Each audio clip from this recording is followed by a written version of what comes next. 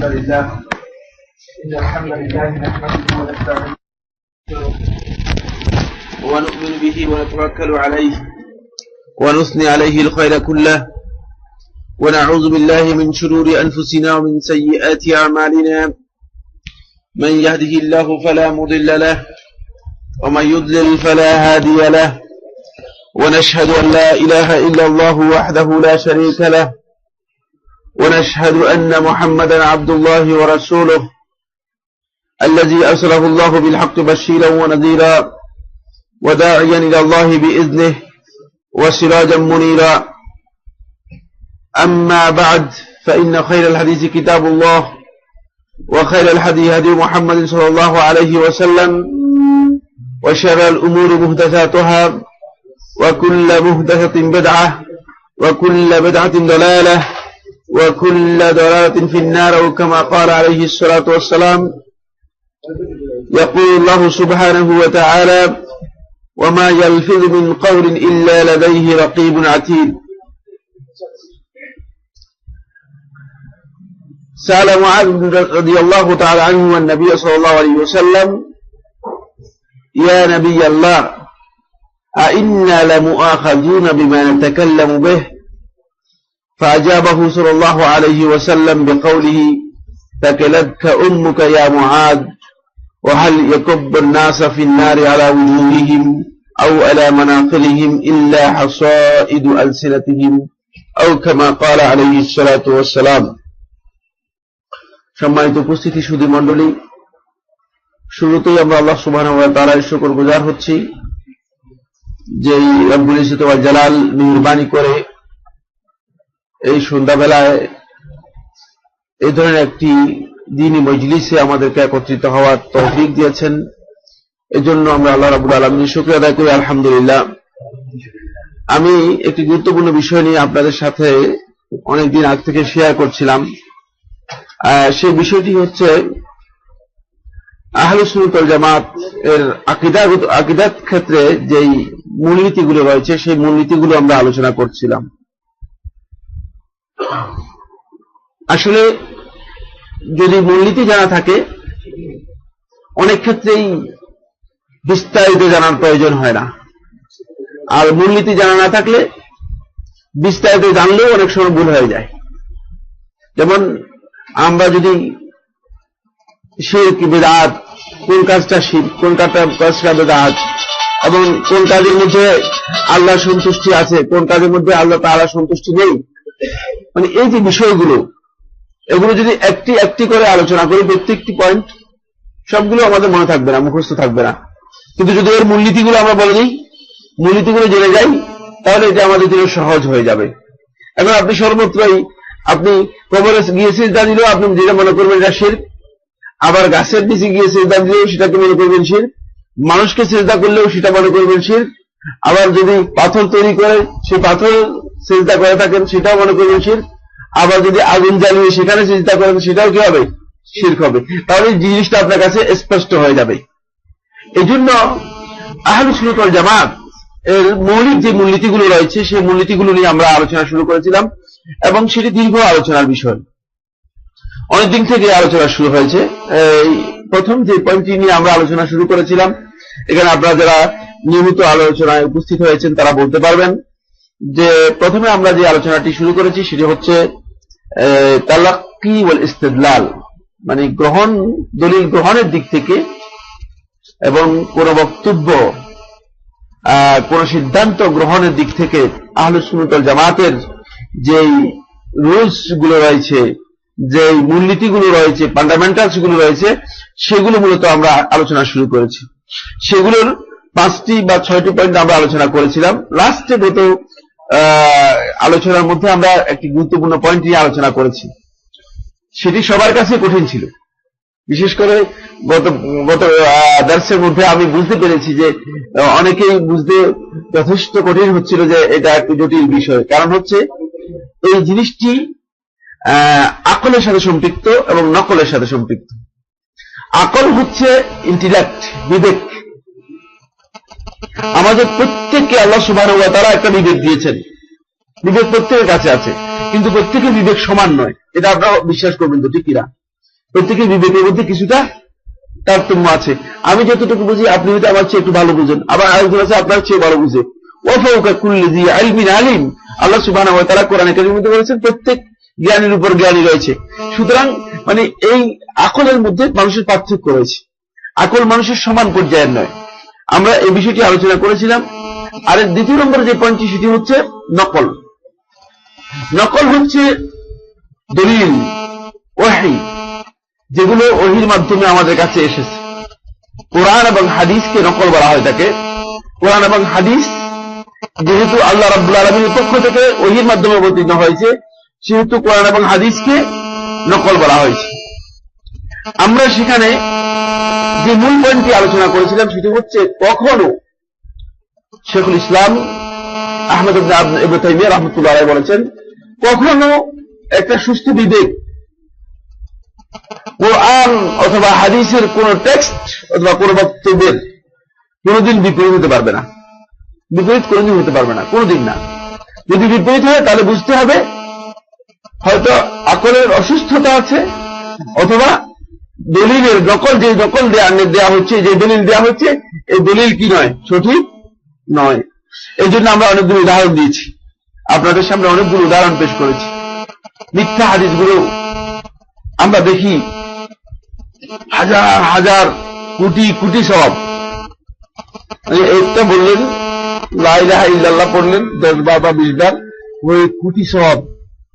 মানে হাদিস থেকে আপনি উপলব্ধি করতে পারবেন যে এটা আসলে মিথ্যা। এটা বিবেক দিয়ে স্বাভাবিকভাবে বিবেচনা করা যাবে।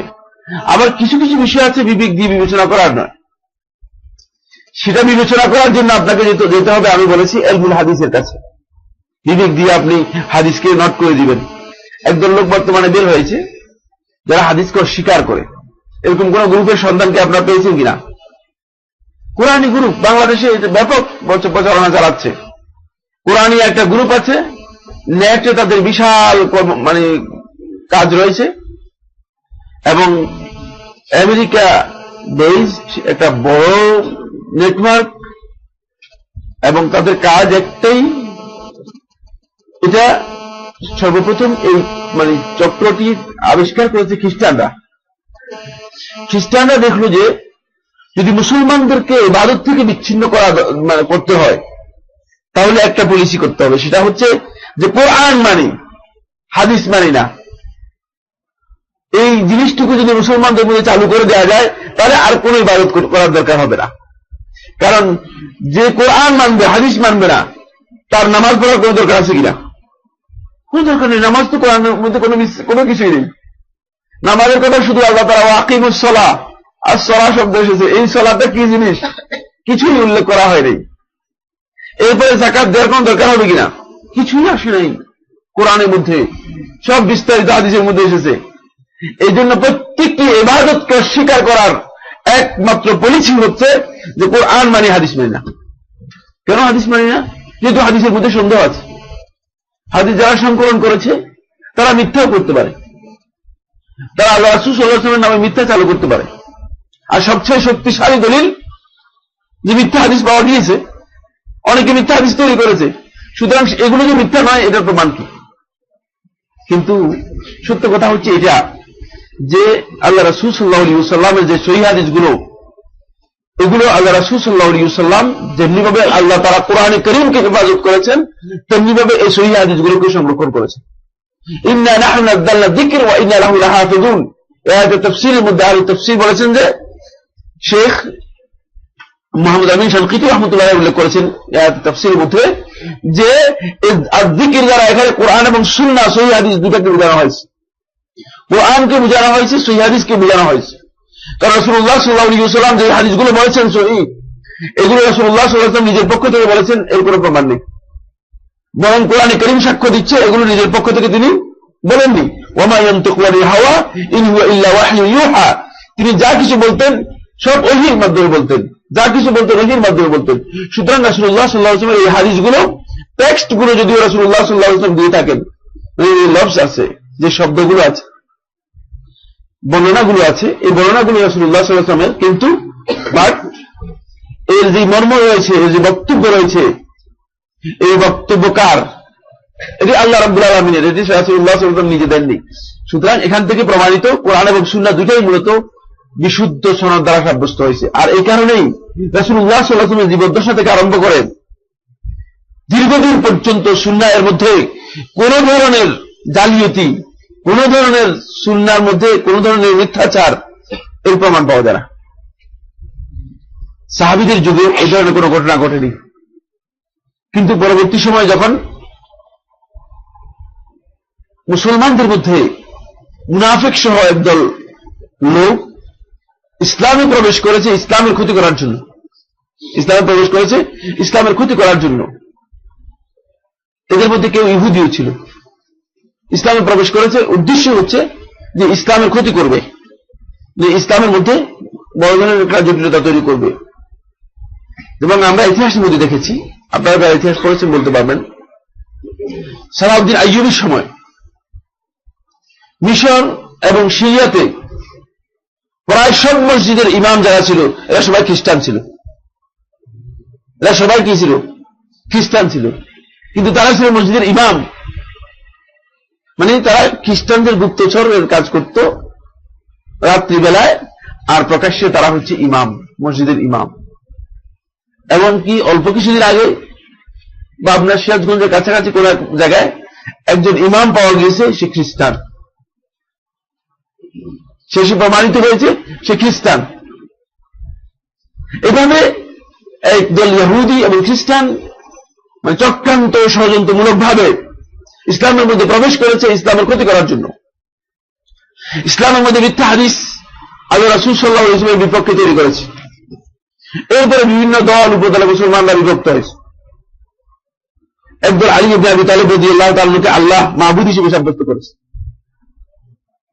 এবং তারা আলী ইবনে আবি তালিবের জন্য যত হাদিস তৈরি করতে পারে মিথ্যা হাদিস, যেহেতু তাদের মাহবুদের জন্য হাদিস দরকার, তো অনেক মিথ্যা হাদিস তৈরি করে নিয়েছে, অনেক মিথ্যা হাদিস, হাজার হাজার মিথ্যা হাদিস তৈরি করে নিয়েছে। এমনকি মানে তাদের যে কিতাব কুলাইনি লিখেছে আল কাফি, এর মধ্যে 40,000 হাদিস রয়েছে, সবগুলো হাদিস মিথ্যা, একটাও সহিহ হাদিস নেই, একটি সনদের মধ্যে কোনো সহিহ বর্ণনা নেই। তাহলে এই ধরনের মিথ্যা হাদিস অসংখ্য এসে গিয়েছে। কিন্তু রাসূলুল্লাহ সাল্লাল্লাহু আলাইহি ওয়াসাল্লামের সময় এবং সাহাবীদের সময় আল্লাহ রাব্বুল আলামিন একদল লোককে এই হাদিসগুলো সংরক্ষণ করার জন্য এমন ভাবে আল্লাহ সুবহানাহু ওয়া তাআলা একদল লোককে ক্ষমতা দিলেন যে তারা সহিহ এবং দাঈফ হাদিসকে পার্থক্য করতে পারলেন। এবং এই কারণেই সহিহ হাদিসগুলো আমাদের কাছে, আল্লাহ রাসূল সাল্লাল্লাহু আলাইহি ওয়াসাল্লামের সহিহ হাদিসগুলো আমাদের কাছে এসেছে, পৌঁছেছে এবং সহিহ সনদে পেয়েছি। এখানে মিথ্যা প্রবেশ করার সামান্যতম কোনো গুঞ্জাইশ নেই। কেউ এসে বলতে পারে সফিউল্লাহ ভাই কিভাবে বললেন? কারণ যাদের বর্ণনার মাধ্যমে এসেছে তাদেরকে এমন ভাবে পরীক্ষা করা হয়েছে যে তাদের জীবনে কোন সময় কোন ব্যক্তির সাথে একটি শব্দ মিথ্যা বলেছে, এটি প্রমাণ হওয়ার পর তাদের হাদিস গ্রহণ করা হয়, এটি প্রমাণ হওয়ার পর তাদের হাদিস গ্রহণ করা হয়। সুতরাং এইভাবে এই হাদিসগুলোকে জাজ পড়তাল করে এবং এই হাদিসগুলোকে জাস্টিফাই করে তারপরে এই হাদিসগুলো আমাদের সামনে তুলে দেওয়া হয়েছে, যার কারণে সেই হাদিসগুলো আমাদের কাছে সংরক্ষিত হয়েছে। রাসূলুল্লাহ সাল্লাল্লাহু আলাইহি ওয়াসাল্লাম সেই হাদিসগুলো আমরা পেয়েছি। এই কারণেই আমরা বলেছি যে মিথ্যা হাদিস যখন আসবে তখন আপনার বিবেকে হয়তো বিবেকে নাড়া দিবে, অথবা আপনি সেটা বুঝতে পারবেন না, বুঝতে সমস্যা হবে। তখন বুঝতে যদি সমস্যা হয় তখন সেখানে মূলনীতি আমি বলে দিয়েছি একটাই, সেটা হচ্ছে ইলমুল হাদিসে যেতে হবে। এটা বিবেক দিয়ে কিন্তু বিচার করলে চলবে না। বিবেক দিয়ে অনেকে হাদিসকে অস্বীকার করছে বর্তমানে, সেটা চলবে না। একটা উদাহরণ আমি দিয়েছিলাম হাদিসুল যুবাব, গত ক্লাসের মধ্যে সেটা আমরা বলেছিলাম। হাদিসুল যুবাব হচ্ছে কি হাদিস? কে বলতে পারবেন কোন হাদিসটি? এটা মাছি দিয়ে হাদিস। রাসূলুল্লাহ সাল্লাল্লাহু আলাইহি ওয়াসাল্লাম বলেছেন যে মাছি যদি তোমাদের খাবারের মধ্যে অথবা কোনো পানীয়ের মধ্যে বসে, তখন মাছিকে বসলে সেটাকে পুরোটা কি করে দাও? খাবারের মধ্যে পুরোটা ডুবিয়ে দাও। কারণ এর এক পাখার মধ্যে থাকে জাম আর একটা মধ্যে থাকে কি? ওষুধ। সুতরাং রাসূলুল্লাহ সাল্লাল্লাহু আলাইহি ওয়াসাল্লাম বিষয়টি স্পষ্ট করে দিয়েছেন। হাদিসটা অনেকের মাথার মধ্যে ধরতেছে না যে আল্লাহ রাসূল সাল্লাল্লাহু আলাইহি ওয়াসাল্লাম তিনি ডাক্তারও না, ইঞ্জিনিয়ারও না, কিছুই না, তিনি কি বলতেছেন এগুলো। কিন্তু দেখা গেল যে অনেক বর্তমান এই আধুনিক যুগের এই মেডিকেল সায়েন্স বহু চেষ্টা করে পরীক্ষা করে শেষ পর্যন্ত দেখেছে যে না, এই কথার মধ্যে সত্যতা আছে। যদি সত্যতা নাও থাকে, একজন ইমানদারের উপর ওয়াজিব হচ্ছে সেটাকে মেনে নিবে, কারণ এই হাদিসটা মিথ্যা নয়, এই হাদিসটা হাদিসের দিক থেকে মিথ্যা নয়। এখন বিবেক দিয়ে এই হাদিসকে অস্বীকার করার কোনো সুযোগ আছে কিনা? এই হাদিসকে অস্বীকার করার কোনো সুযোগ নেই। যেমন হাদিস দাজ্জাল, দাজ্জালের হাদিস রাসূলুল্লাহ সাল্লাল্লাহু আলাইহি ওয়াসাল্লাম বর্ণনা করেছেন। দাজ্জালের হাদিসটি রাসূলুল্লাহ সাল্লাল্লাহু আলাইহি ওয়াসাল্লাম বর্ণনা করেছেন এবং দাজ্জালের ব্যাপারে রাসূলুল্লাহ সাল্লাল্লাহু আলাইহি ওয়াসাল্লাম অনেক সতর্ক করেছেন, অনেক সতর্ক করেছেন। এখন একদল লোক এসে না, দাজ্জাল বলতে আসলে কিছুই না। দাজ্জাল বলতে কেউ কেউ নতুন আবিষ্কার করেছে যে আধুনিক যে টেকনোলজি, এটা হচ্ছে দাজ্জাল। আবার কেউ কেউ বলতেছে না, অমুক হচ্ছে দাজ্জাল। মানে কেউ কেউ দাজ্জাল নিজেকেই নিজে দাজ্জাল হিসেবে দাবি করার চেষ্টা করতেছে। কিন্তু আসলে কি এটা না? রাসূলুল্লাহ সাল্লাল্লাহু আলাইহি ওয়াসাল্লাম হাদিসের মধ্যে যেহেতু স্পষ্ট করে দাজ্জালের ব্যাপারে সতর্ক করেছেন, সুতরাং ঈমানদার ব্যক্তি দাজ্জাল আছে এবং দাজ্জাল বের হবে এটা বিশ্বাস করতে হবে, তাকে এটা বিশ্বাস করতে হবে। যেহেতু এই হাদিস রাসূলুল্লাহ সাল্লাল্লাহু আলাইহি ওয়াসাল্লাম থেকে সহিহ সনদে সাব্যস্ত হয়েছে, সুতরাং বিবেক দিয়ে এই হাদিসকে অস্বীকার করার কোনো সুযোগ নেই। যদি কেউ অস্বীকার করে থাকে তাহলে তার এটা গলদ হয়েছে, যদি অস্বীকার করে থাকে তার এটা ভুল হয়েছে। যেমন হাদিসুল মেরাজ, অনেক বড় বড় আলেমরা অস্বীকার করেছে, বলেছেন যে আল্লাহ তাআলা কোরআনে কারীমের মধ্যে বলেন নাই, এবং একটা বিষয় কেন আমরা বিশ্বাস করব, শুধু হাদিসের উপর নির্ভর করে কেন এটা বিশ্বাস করব? অথচ রাসূলুল্লাহ সাল্লাল্লাহু আলাইহি ওয়াসাল্লাম থেকে মেরাজের অনেকগুলো হাদিস বর্ণিত হয়েছে এবং বিস্তারিত রাসূলুল্লাহ সাল্লাল্লাহু আলাইহি ওয়াসাল্লাম মেরাজের ঘটনা সম্পর্কে বিস্তারিত সহিহ হাদিসের মধ্যে আলোচনা করেছেন। এখন একজন লোক যদি বিবেক দিয়ে বলে যে না, মেরাজের হাদিস আমি গ্রহণ করলাম না, এটা বিবেক দিয়ে গ্রহণযোগ্য হবে না। এটা যেতে হবে কিসের ভিত্তিতে? ইলমুল হাদিসের ভিত্তিতে। হাদিসের যেই মানে জ্ঞান রয়েছে সেই সায়েন্স অনুযায়ী আমাদেরকে বিচার করতে হবে। হাদিসের সায়েন্সে যদি সেটা সহিহ হয়ে থাকে তাহলে সেটা গ্রহণযোগ্য, আর যদি দাঈফ বা দুর্বল হয়ে থাকে সেটা গ্রহণযোগ্য নয়। আচ্ছা, আজকের যে পয়েন্টটি আলোচনা করব, আজকের যে বিষয়টি শুরু করব নাম্বার 7 নম্বর যে পয়েন্টটি আমরা আলোচনা করব সেটা হচ্ছে ইয়াজিবুল ইলতিজামু বিল আলফাযি শারঈয়্যাতি। আহলে সুন্নাত ওয়াল জামাতের আরেকটি মৌলিক মূলনীতি হচ্ছে শরীয়ত যে সমস্ত শব্দ বা পরিভাষা ব্যবহার করেছে সেই শব্দ এবং পরিভাষা সেভাবেই ব্যবহার করতে হবে, ব্যবহার করাটা ওয়াজিব, বাধ্যতামূলক। পরিভাষা দিয়েছে ঈমান, পরিভাষাটা হচ্ছে ইসলামের ঈমান, ঠিক আছে কিনা? অর্থটা কি ঈমানের? ঈমানের অর্থ কি? হ্যাঁ, ঈমানের অর্থ কি? বিশ্বাস না, খোঁজ খবরও নেই। ঈমান অর্থ বিশ্বাস নয়। এই জন্য ঈমান যখন পরিভাষা আসে তখন ঈমান নিয়ে বিশ্বাস নিয়ে আলোচনা শুরু করে দেয়, বিশ্বাস নিয়ে আলোচনা শুরু করে দেয়, বিশ্বাসের সম্পর্কে আলোচনা। বইয়ের মধ্যে দেখলাম যে ঈমানের আলোচনা বাদ দিয়ে পুরো বিশ্বাসের আলোচনা শুরু করে দিয়েছে। শুধু বিশ্বাসের নাম ঈমান নয়। ইসলামের পরিভাষাকে ইসলামের পরিভাষা হিসেবে ইসলাম যে শব্দ ব্যবহার করেছে সেই শব্দ হিসেবে ব্যবহার করতে হবে।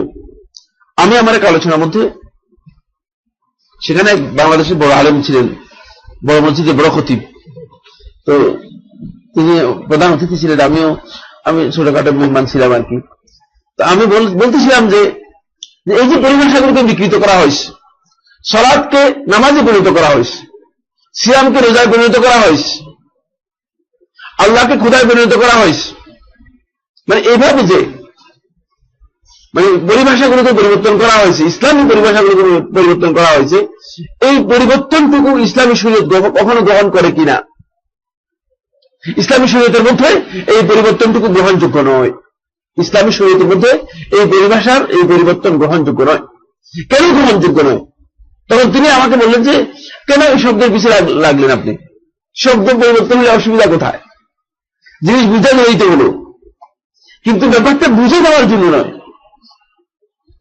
ব্যাপারটা হচ্ছে ইসলাম এটাকে এভাবেই কি করেছে, উল্লেখ করেছে।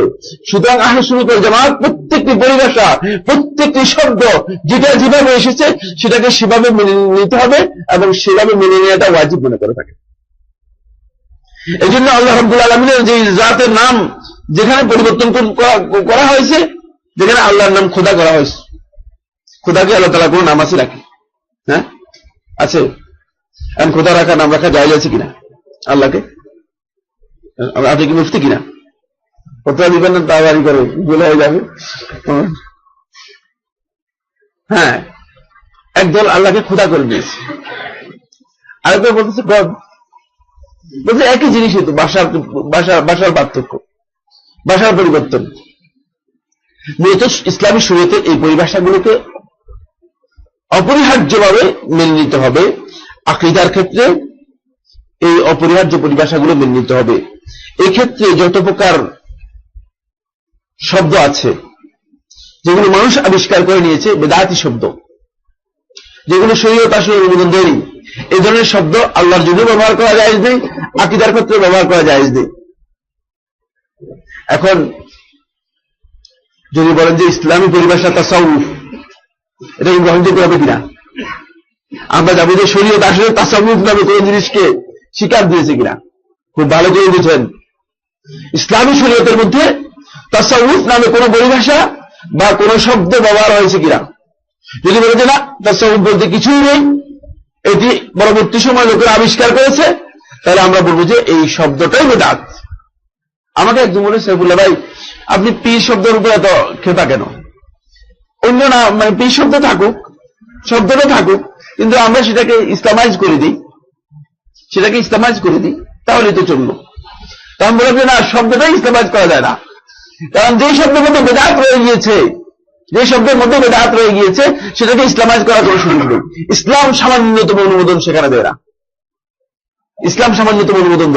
তখন আল্লাহ সুবহানাহু ওয়া তাআলা তার সত্তার ব্যাপারে কতগুলো শব্দ ব্যবহার করেছেন। কোরআনে কারীমের মধ্যে আল্লাহ রাব্বুল আলামিন তার সত্তার ব্যাপারে অনেকগুলো শব্দ ব্যবহার করেছেন। আর রহমান ওয়ালাল আরশি ইস্তাওয়া, আল্লাহ রাব্বুল আলামিন বলেছেন যে রহমান তিনি আরশের উপর ইস্তাওয়া করেছেন। ইস্তাওয়া অর্থ কি, কে বলতে পারবেন? হ্যাঁ,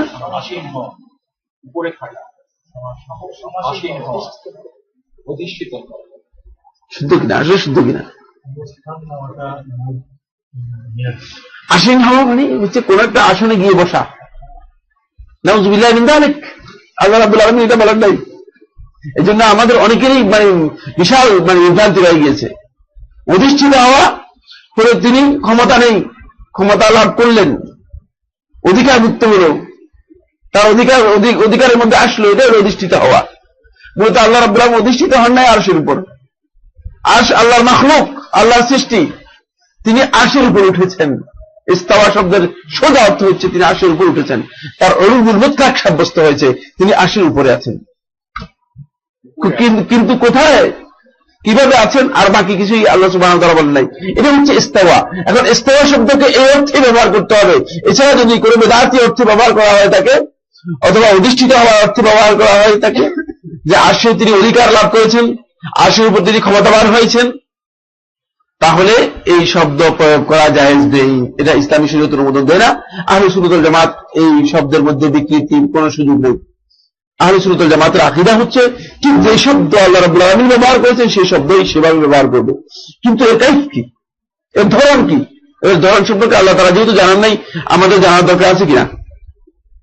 আমাদের জানার দরকার নেই, কারণ সাহাবীরা জানার প্রয়োজন মনে করেন নাই বলেই তো আল্লাহ রাসূল সাল্লাল্লাহু আলাইহি ওয়াসাল্লামকে কোনো প্রশ্ন করেন নাই।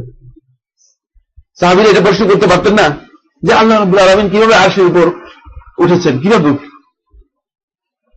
আমাদের এক মুরব্বী, বড় জ্ঞানী মানুষ, একটা ইউনিভার্সিটির বিসিও, তিনি বলতেছেন কেমনি এই কথা বলেন আপনি? তাহলে তো আল্লাহ তাআলা আমাদের পায়ের নিচে চলে যায়।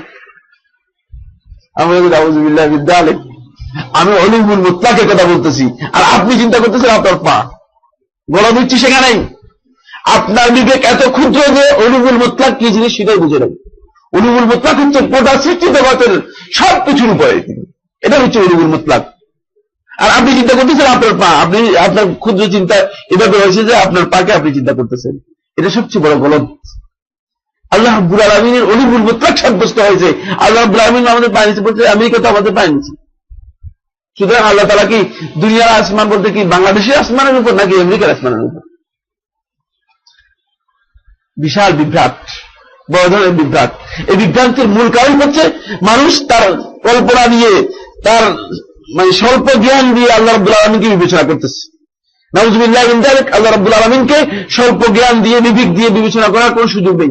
যেখানে আল্লাহ রাব্বুল আলামিন কাইফ বর্ণনা করেন নাই, ধরন বর্ণনা করেন নাই, সেখানে কেউ ধরন বর্ণনা করার অধিকার রাখে না। আমি কোনো অধিকার রাখি না, কারো কোনো অধিকার নেই। বরং সাহাবীরা এই বিষয়ে প্রশ্নই করেন নাই। এই কারণে সালফে সালেহিন মনে করতেন যে ওয়াসুআলু আনহু বিদআহ, এই বিষয়ে প্রশ্ন করাটাই বিদআত, প্রশ্ন করারই দরকার নেই, যেহেতু সালফে সালেহিন প্রশ্নই করেন না এই বিষয়ে। যেমন ওয়াজা রাব্বুকা ওয়াল মালাকু সাফফান সাফফা, আপনার প্রতিপালক আসবেন এবং ফেরেশতারা আসবেন সাফফান সাফফা, সারিবদ্ধভাবে। এটা তো শাব্দিক অর্থ, ঠিক কিনা? এটা মেনে নিতে হবে কিনা? হ্যাঁ, আল্লাহ রাব্বুল আলামিন আসবেন, এটা কোনো সন্দেহ নেই। মাহশারে যখন সমস্ত মানুষ বিচার ফয়সালার জন্য উপস্থিত হবে, উত্থিত হবে, তখন আল্লাহ সুবহানাহু ওয়া তাআলা আসবেন, এতে কোনো সন্দেহ নেই। আল্লাহ রাব্বুল আলামিন অবশ্যই আসবেন। এই যা আর শব্দটা যেহেতু কোরআনে কারীমে আল্লাহ সুবহানাহু ওয়া তাআলা নিজে ব্যবহার করেছেন, নিজের জন্য ব্যবহার করেছেন, সুতরাং আল্লাহ রাব্বুল আলামিন না জেনে ব্যবহার করছেন কিনা বলেন? অবশ্যই জেনে ব্যবহার করেছেন। আমাদের এক আলোচনার মধ্যে এক ভদ্র মহিলা দাঁড়িয়ে গেলেন, আল্লাহ সুবহানাহু ওয়া তাআলার যখন সিফাতুল্লাহিল খাবারিয়া সম্পর্কে আমরা আলোচনা করতেছিলাম, আল্লাহ রাব্বুল আলামিনের খাবরি যে সমস্ত সিফাতগুলো আছে, যেগুলো সুন্নাহ দ্বারা সাব্যস্ত হয়েছে, আল্লাহ রাব্বুল আলামিনের হাত, আল্লাহ রাব্বুল আলামিনের চোখ, আল্লাহ রাব্বুল আলামিনের পা, এগুলো নিয়ে যখন আলোচনা করতেছিলাম, তখন তিনি দাঁড়িয়ে গেছেন। দাঁড়িয়ে তিনি বললেন যে তাহলে আল্লাহ রাব্বুল আলামিনকে তো আপনি কি পুরুষ সাব্যস্ত করতেছেন না মহিলা সাব্যস্ত করতেছেন? আমি বললাম যে আপনি যে ক্ষুদ্র চিন্তা করেছেন সে চিন্তা আমি করি নাই। আল্লাহ রাব্বুল আলামিন তার জন্য যে যে জিনিস সাব্যস্ত করেছেন সেগুলো সাব্যস্ত করেছি, আর যিনি সাব্যস্ত করেন নাই সেগুলো সম্পর্কে আমি একটা শব্দ বলিনি। সেগুলো সাব্যস্ত করার কারো অধিকার নেই, কেউ সাব্যস্ত করতে পারবে না। কিন্তু যেটি সাব্যস্ত করেছে আহলে সুন্নাত ওয়াল জামাত, সেটা সাব্যস্ত করতে বাধ্য, সেটা ওয়াজিব, বাধ্য করতেই হবে। আল্লাহ রাব্বুল আলামিন নিজের জন্য যেটা সাব্যস্ত করেছেন সেটা অবশ্যই সাব্যস্ত করতে হবে। এক্ষেত্রে শব্দ তিন প্রকার। একটা হচ্ছে শরীয়ত কিছু শব্দ ব্যবহার করেছে, কিছু পরিভাষা ব্যবহার করেছে। আল্লাহ রাব্বুল আলামিনের সিফাতগুলোর মধ্যে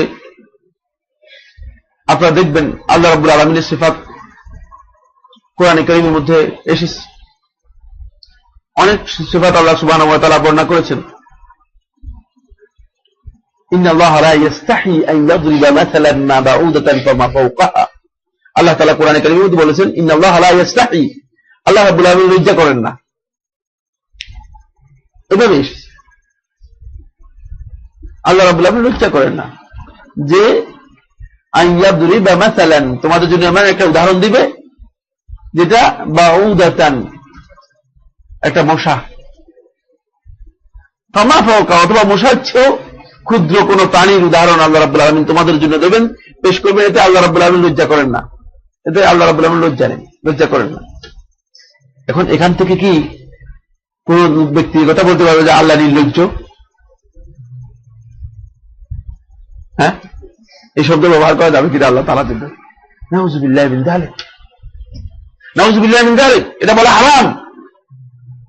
যতটুকু আল্লাহ সুবহানাহু ওয়া তাআলা সাব্যস্ত করেছেন এর বাইরে এখান থেকে কোন ধরনের সিফাত বের করা যায় না।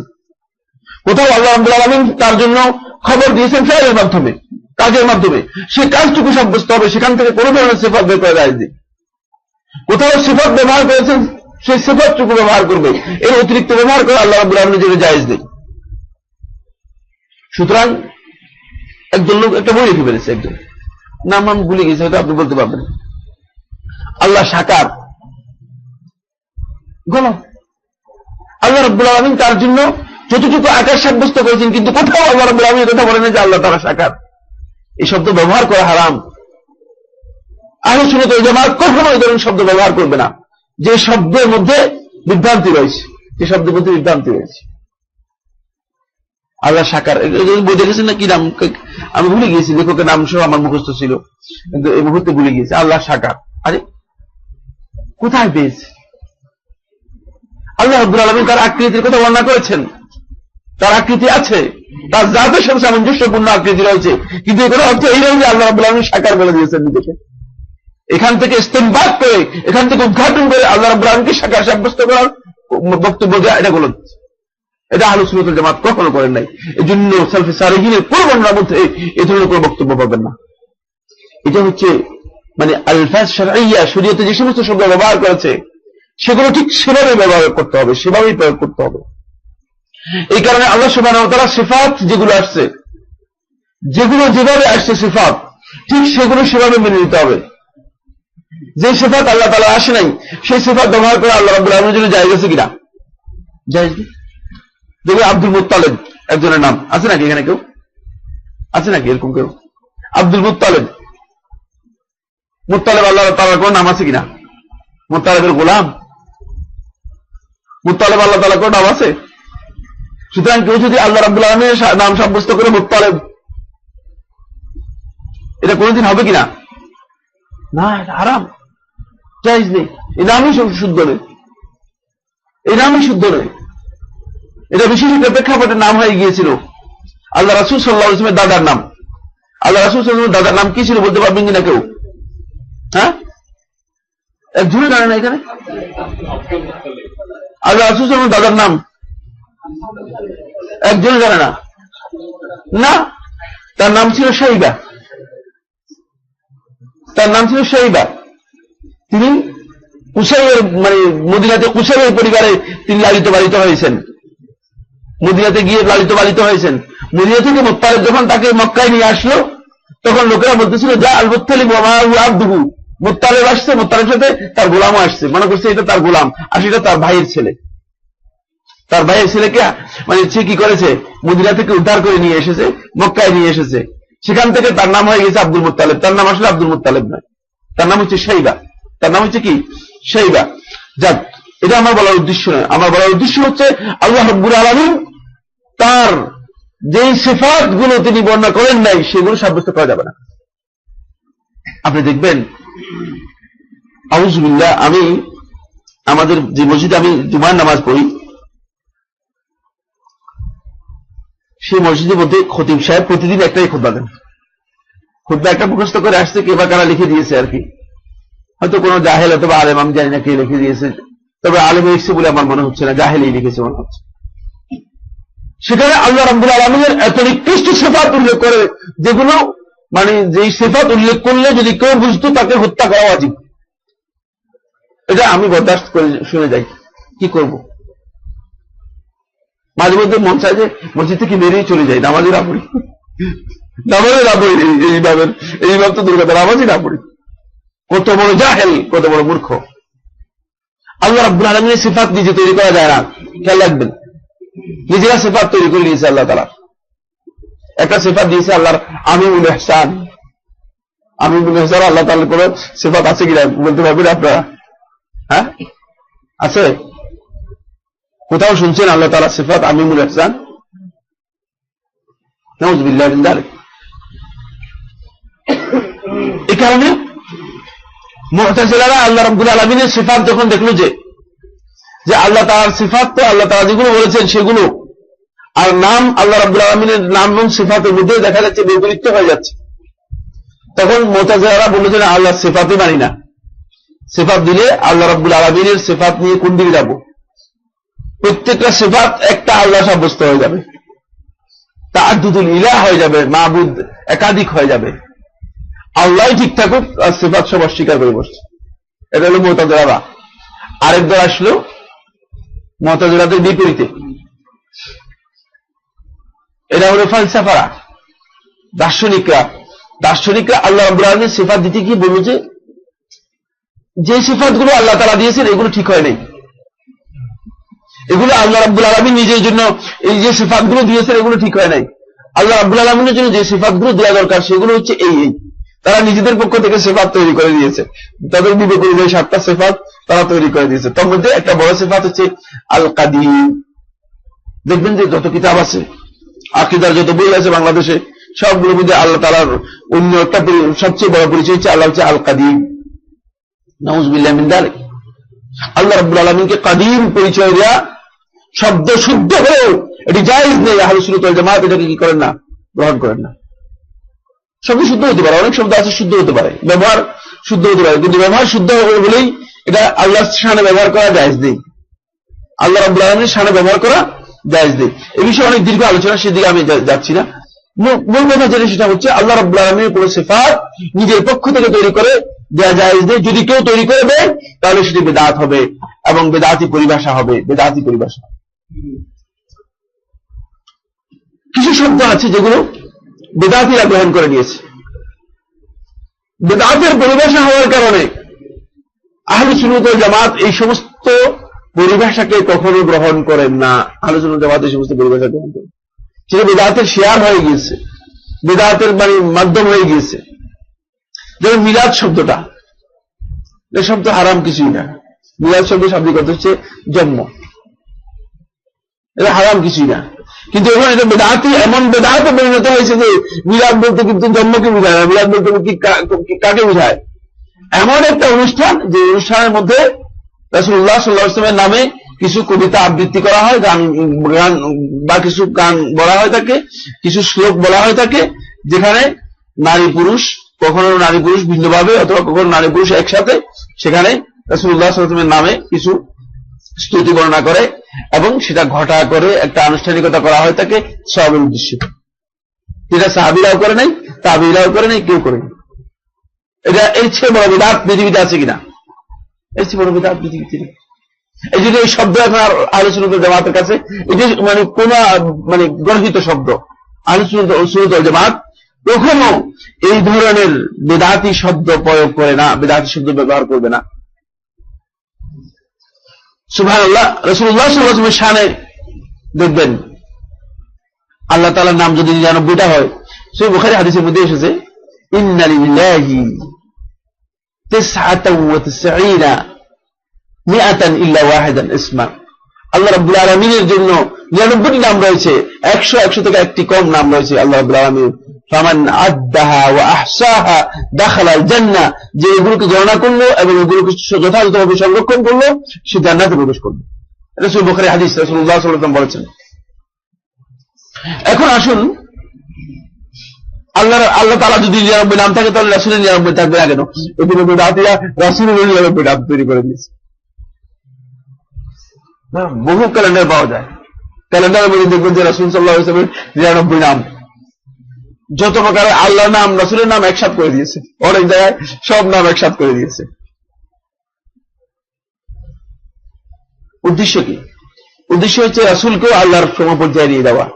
এই বিদআতি ব্যবহার রাসূলুল্লাহ সাল্লাল্লাহু আলাইহি ওয়াসাল্লাম নিজের জন্য যে লকব ব্যবহার করেন নাই, রাসূলুল্লাহ সাল্লাল্লাহু আলাইহি ওয়াসাল্লাম নিজের জন্য যে শব্দ ব্যবহার করেন নাই, সেই শব্দ ব্যবহার করাও জায়েজ নেই। আহলে সুন্নাত ওয়াল জামাত সেটা ব্যবহার করবেন না। এই জন্য রাসূলুল্লাহ সাল্লাল্লাহু আলাইহি ওয়াসাল্লাম হাদিসের মধ্যে বলেছেন ওয়ালা তুতুরুনি কামা আতরাতিন নাসারা ফি ঈসা ইবনে মারইয়াম, তোমরা আমার ব্যাপারে সীমা লঙ্ঘন করো না যেমনিভাবে ঈসা ইবনে মারইয়ামের ব্যাপারে খ্রিস্টানরা সীমা লঙ্ঘন করেছে। যেমনিভাবে খ্রিস্টানরা ঈসা ইবনে মারইয়ামের ব্যাপারে সীমা লঙ্ঘন করেছে, তেমনিভাবে তোমরা আমার ব্যাপারে সীমা লঙ্ঘন করো না। ফাইন্নামা আনা আবদ, একেবারে ক্লিয়ার কাট কথা। ফাইন্নামা আনা আবদ, আমি হচ্ছি গোলাম, বান্দা। ফাকুলু, সুতরাং তোমরা বলো আব্দুল্লাহি ওয়া রাসূলুহু, আল্লাহর বান্দা এবং তার রাসূল। রাসূলুল্লাহ সাল্লাল্লাহু আলাইহি ওয়াসাল্লামের সবচেয়ে বড় গ্রেড হচ্ছে এটা, তিনি বর্ণনা করে দিয়েছেন। আর সেখানে আল্লাহ রাসূল সাল্লাল্লাহু আলাইহি ওয়াসাল্লামের নামে হাজার রকমের নাম তৈরি করে দিয়েছে। এই ধরনের বেদাতি শব্দ ব্যবহার করার কোনো সুযোগ নেই। এই হলো বেদাতি শব্দ সম্পর্কে বললাম। তাহলে বেদাতি শব্দ পরিহার করতে হবে। শরীয়ত যে সমস্ত শব্দ ব্যবহার করতে বলেছে সেগুলো বাধ্যতামূলক ব্যবহার করতে হবে। এখন কিছু শব্দ আছে, এই শব্দগুলো এগুলোকে বলা হয়ে থাকে আলফাজ মুহমালা, সম্ভাবনাময় শব্দ। ভালোর শুদ্ধ হওয়ার সম্ভাবনা আছে, অশুদ্ধ হওয়ার সম্ভাবনা আছে। এরকম একটা শব্দ বলেন তো, কেউ বলতে পারেন কিনা দেখি? একটু ইস্তেহাদ করেন আপনারা। একটা শব্দ মনে পড়ে না এরকম? আল্লাহ সর্বত্র বিরাজমান, এটা শুনে আসছেন কিনা এরকম কোন কথা? হ্যাঁ, আল্লাহ সর্বত্র বিরাজমান।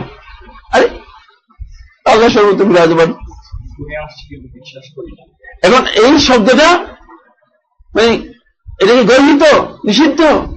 সম্ভাবনা আছে এটা একদিক থেকে সঠিক হওয়ার, আরেক দিক থেকে গর্হিত নিষিদ্ধ হওয়া। কোন দিক থেকে?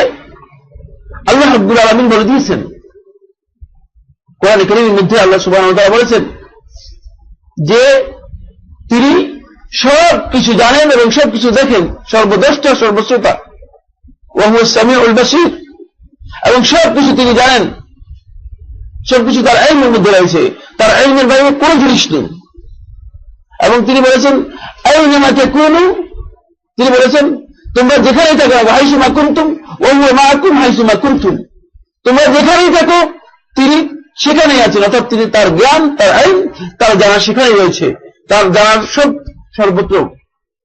তার যদি ইলমকে সর্বত্র বিরাজমান বলা হয় তাহলে এই কথা ঠিক আছে, তাতে ভুল হয় নাই। ইলমের দিক থেকে, জ্ঞানের দিক থেকে, দৃষ্টির দিক থেকে, শ্রবণের দিক থেকে তিনি যে সর্বত্র বিরাজমান, এতে কোনো সন্দেহ নেই। কিন্তু যদি সর্বত্র বিরাজমান মনে করা হয় এই দিক থেকে যে তিনি তার সত্তাগত দিক থেকে তিনি সব জায়গায় বিরাজমান রয়েছেন, তাহলে এটা সবচেয়ে বড় বিভ্রান্তি এবং সবচেয়ে বড় কুফরি আকীদা, সবচেয়ে বড় শিরকি আকীদা। তাহলে এই শব্দ ব্যবহার করা জায়েজ হবে কিনা এবার ফতোয়া দিয়ে দেন। হ্যাঁ, আপনি কি করেন? জায়েজ হবে না? জায়েজ হবে না। সম্ভাবনা যখন দেখা দিবে ভালো এবং খারাপ হওয়ার, তখন এটাকে পরিহার করা ওয়াজিব। আহলে সুন্নাত ওয়াল জামাতের দৃষ্টিভঙ্গি পরিহার করা ওয়াজিব। বুঝতে পেরেছেন? এখন এই জন্য একজন এসে বলবে, ভাই আপনি কেন এটা নিয়ে এত বাড়াবাড়ি করতেছেন, এই শব্দ নিয়ে আপনি কেন এত বাড়াবাড়ি করতেছেন? আল্লাহ রাব্বুল আলামিন তো বিসমিহি ওয়া ইলমিহি ওয়া বাশারিহি সর্বত্র বিরাজমান, ঠিকই আছে। তখন আমি তাকে বলবো না, কারণ এই শব্দ এই সম্ভাবনা রাখে যে আল্লাহ রাব্বুল আলামিন সত্তাগত দিক থেকে সর্বত্র বিরাজমান রয়েছে। মূলত এই শব্দ ব্যবহার করা হয়েছে এই অর্থে। এই জন্য এই শব্দ ব্যবহার করার কোন বৈধতা নেই। আহলে সুন্নাত ওয়াল জামাত এই ধরনের কোন শব্দ ব্যবহার করেন না। আহলে সুন্নাত ওয়াল জামাত এই ধরনের কোন শব্দ ব্যবহার করেন না। শেখুল ইসলাম ইবনে তাইমিয়া রাহমাতুল্লাহ আলাইহি মাজমু ফাতাওয়ার মধ্যে তিনি উল্লেখ করেছেন যে এই ধরনের শব্দ যদি কারো আসে, এরকম শব্দ বহু আসছে, বহু দীর্ঘ আলোচনা রয়েছে এগুলোর উপরে। এটার উপরে একটা ভিন্ন বই রয়েছে। এটা বইটা রেখেছেন বকর আবু সাইদ রহমতুল্লাহ আলাইহি, সৌদি আরবের সর্বোচ্চ উলামা পরিষদের একজন ছিলেন। আল মানাহি আল লাফজিয়া, যারা আরবি পড়তে পারেন, যাদের পড়ার সুযোগ আছে তারা পড়ে নিতে পারবেন। আল মানাহি আল লাফজিয়া এই বইটা তিনি লিখেছেন, মানে এই বিষয়ের উপর শুধু দীর্ঘ আলোচনা রয়েছে। আমরা তো এই দীর্ঘ আলোচনা করার এখানে সুযোগ নেই, শুধুমাত্র আমি মূলনীতিটুকু বলতেছি। আলোচনা জামাতের মূলনীতি হচ্ছে, যদি কোন এই ধরনের মুহমাল শব্দ, এই ধরনের সম্ভাবনাময় কোন শব্দ যদি ভালোরও কি রাখে, সম্ভাবনা রাখে, খারাপেরও কি রাখে, সম্ভাবনা রাখে, এই ধরনের শব্দ পরিহার করবে আহলে সুন্নাত ওয়াল জামাত। এই ধরনের শব্দ ব্যবহার করবে না, এই ধরনের শব্দ ব্যবহার করবে না আহলে সুন্নাত ওয়াল জামাত। কারণ হচ্ছে কি? কারণ হচ্ছে এই ধরনের শব্দ ব্যবহার করলে, মানে আজকে আপনি এই শব্দটা ব্যবহার করেছেন, আপনি বুঝে ব্যবহার করেছেন। যেমন এক সময় আমাদের দেশে কবে আবিষ্কার হয়েছে আমি ক্লিয়ার বলতে পারবো না, তবে আমার যতটুকু বিশ্বাস, যতটুকু স্টাডি, সেটা হচ্ছে এই যে নিয়তগুলো আছে না, নয়তো রুসুলিল্লাহ তাআলা, এগুলো মানে এই মানে 1100 মানে শতাব্দী, হিজরি 1100 শতাব্দীর শুরুতেই এগুলো আবিষ্কার হয়। যারা আবিষ্কার করেছেন, যে সমস্ত আলেমরা আবিষ্কার করেছেন এগুলো, তাদের উদ্দেশ্য ছিল যে এই লোকেরা নামাজে আসলে কিচ্ছু জানে না, এবং নামাজে যে তারা দাঁড়াতেছে সেটাও জানে না, এদের নামাজের প্রতি কোনো কনসেন্ট্রেশন নেই। তো যদি অন্তপক্ষে নিয়ত দিয়ে তাদেরকে কনসেন্ট্রেশন তৈরি করা যায়, এই জন্য তাদেরকে একটা নিয়ত ধরা দিল, একটা নিয়ত আবিষ্কার করে তাদেরকে এটা ধরা দিল যে এটা নিয়ত, এই নিয়ত যখন করবা তোমার নামাজের প্রতি মনোযোগ হবে, এখন তুমি নামাজের প্রতি প্রবেশ করলা, এরপরে আল্লাহু আকবার বলে নামাজের প্রতি ঢুকে যাবা। এটা একটা ধারণা ছিল। সেই সময় এই ধারণা নেই, মূলত এই যে লোক এটা আবিষ্কার করেছে তাদের এই বিশ্বাস ছিল। কিন্তু এটা শেষ পর্যন্ত কি আসলে এতটুকু রয়ে গিয়েছে কিনা? না, এটা এখন শরীয়তের বিধানে পরিণত করেছে। নিয়ত না করলে নামাজই হবে না, নিয়ত না পড়লে নামাজই হবে না, এটার ফজিলত বর্ণনা করা শুরু হয়ে গেছে, এটা সব বর্ণনা করা শুরু হয়েছে। মনে হচ্ছে যেন এটা আল্লাহ এবং তার রাসূলের বক্তব্য, এমন ভাবে এটা মুখস্থ করানো শুরু হয়েছে। তাহলে এটা কি এখন এক শরীয়তের প্রতি গ্রহণযোগ্যতা লাভ করেছে?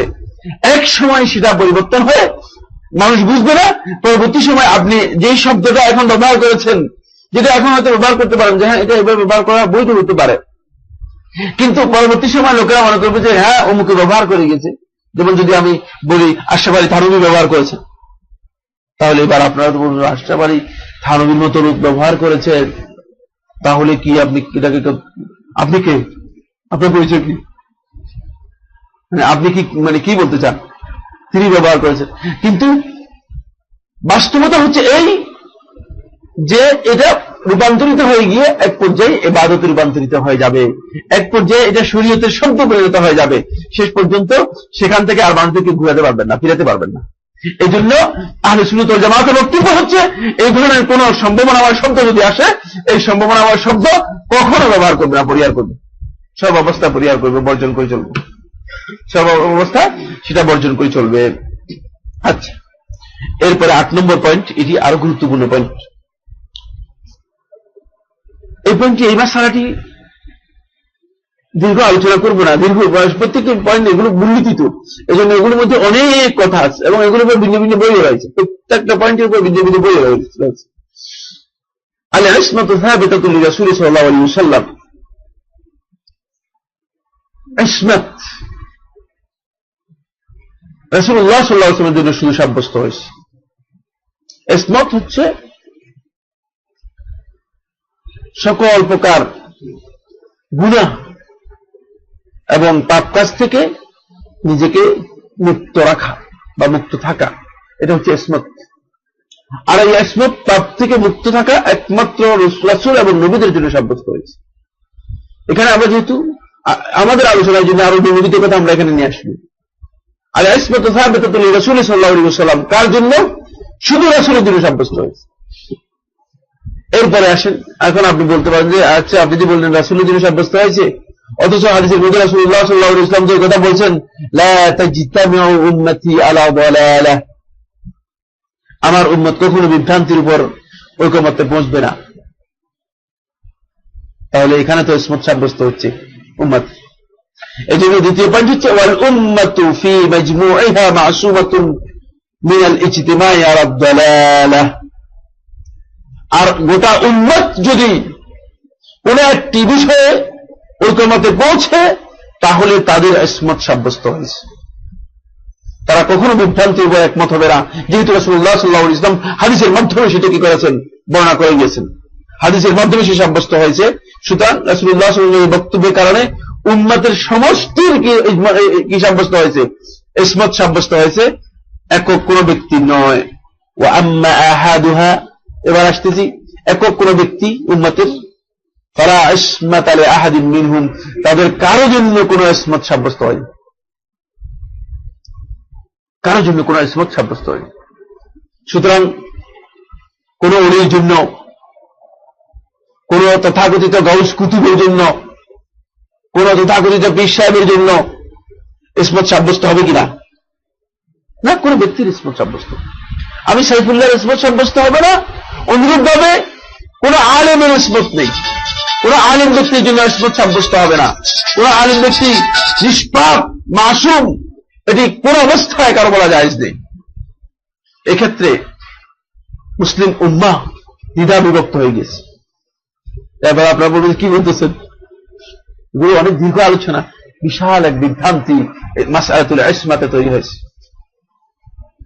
বিশাল এক বিভ্রান্তি তৈরি হয়েছে।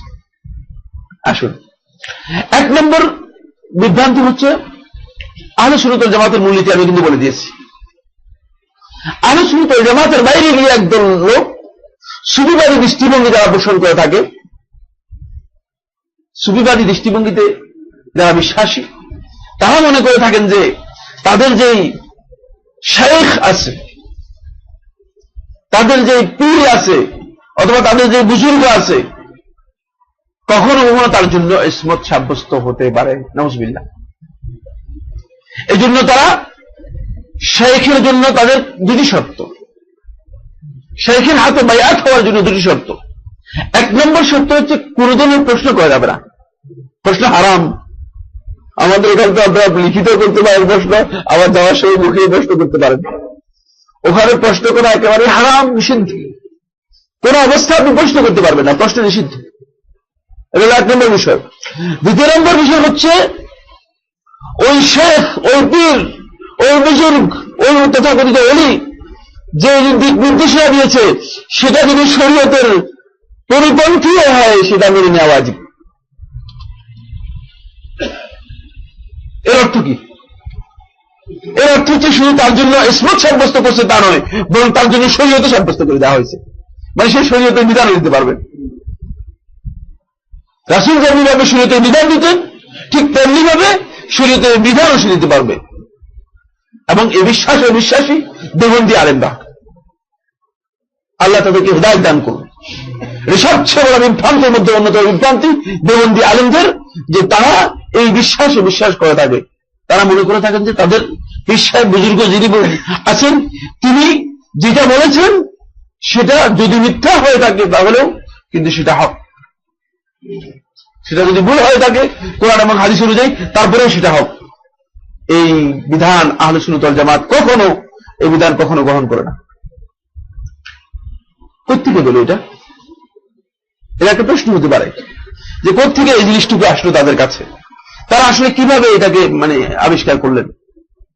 আবিষ্কার করার জন্য তারা আসলে অনেক দূরে যান নাই, খুব কাছেই এটা ছিল। সেটা ছিল শিয়াদের মধ্যে। শিয়ারাই সর্বপ্রথম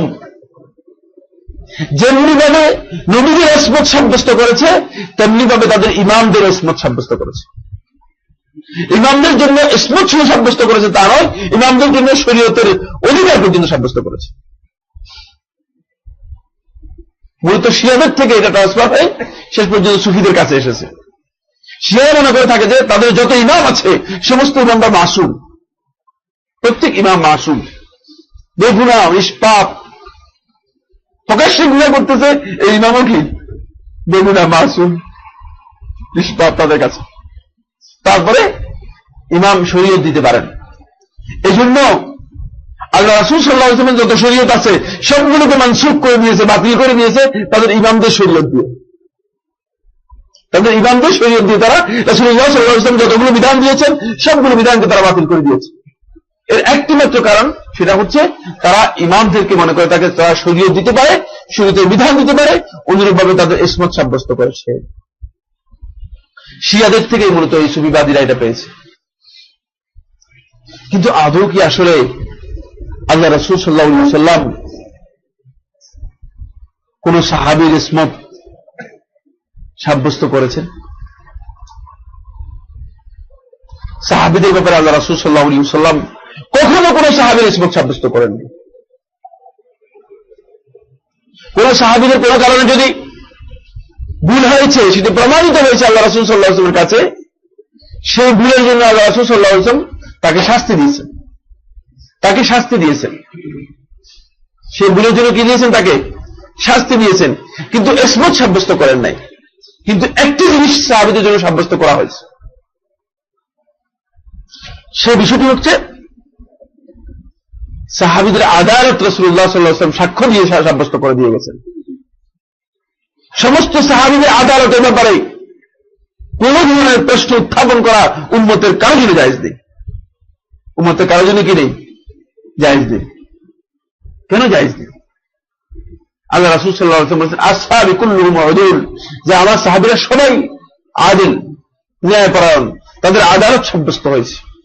তারা এই দ্বীনের ব্যাপারে, দ্বীনের ইসলাম, আল্লাহ রাসূল সাল্লাল্লাহু আলাইহি ওয়াসাল্লামের বক্তব্যের ব্যাপারে, হাদিসের ব্যাপারে, শরীয়তের ব্যাপারে তারা যে বক্তব্য দিয়েছে এক্ষেত্রে তারা আদিল, এতে কোনো সন্দেহ নেই।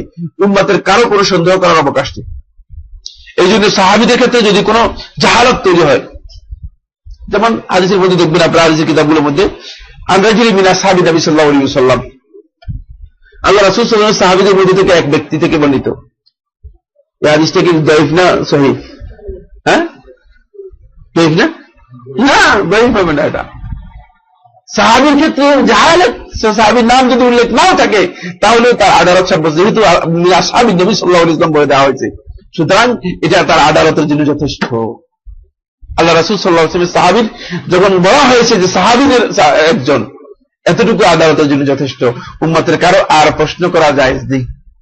এটা আল্লাহ রাসূল সাল্লাল্লাহু আলাইহি ওয়াসাল্লাম তাদের মুখের মাধ্যমে সাব্যস্ত করে দিয়েছে এবং সাহাবীরা সেই মর্যাদা লাভ করেছেন। এমনি করে দিয়েছেন ব্যাপারটা এমন নয়।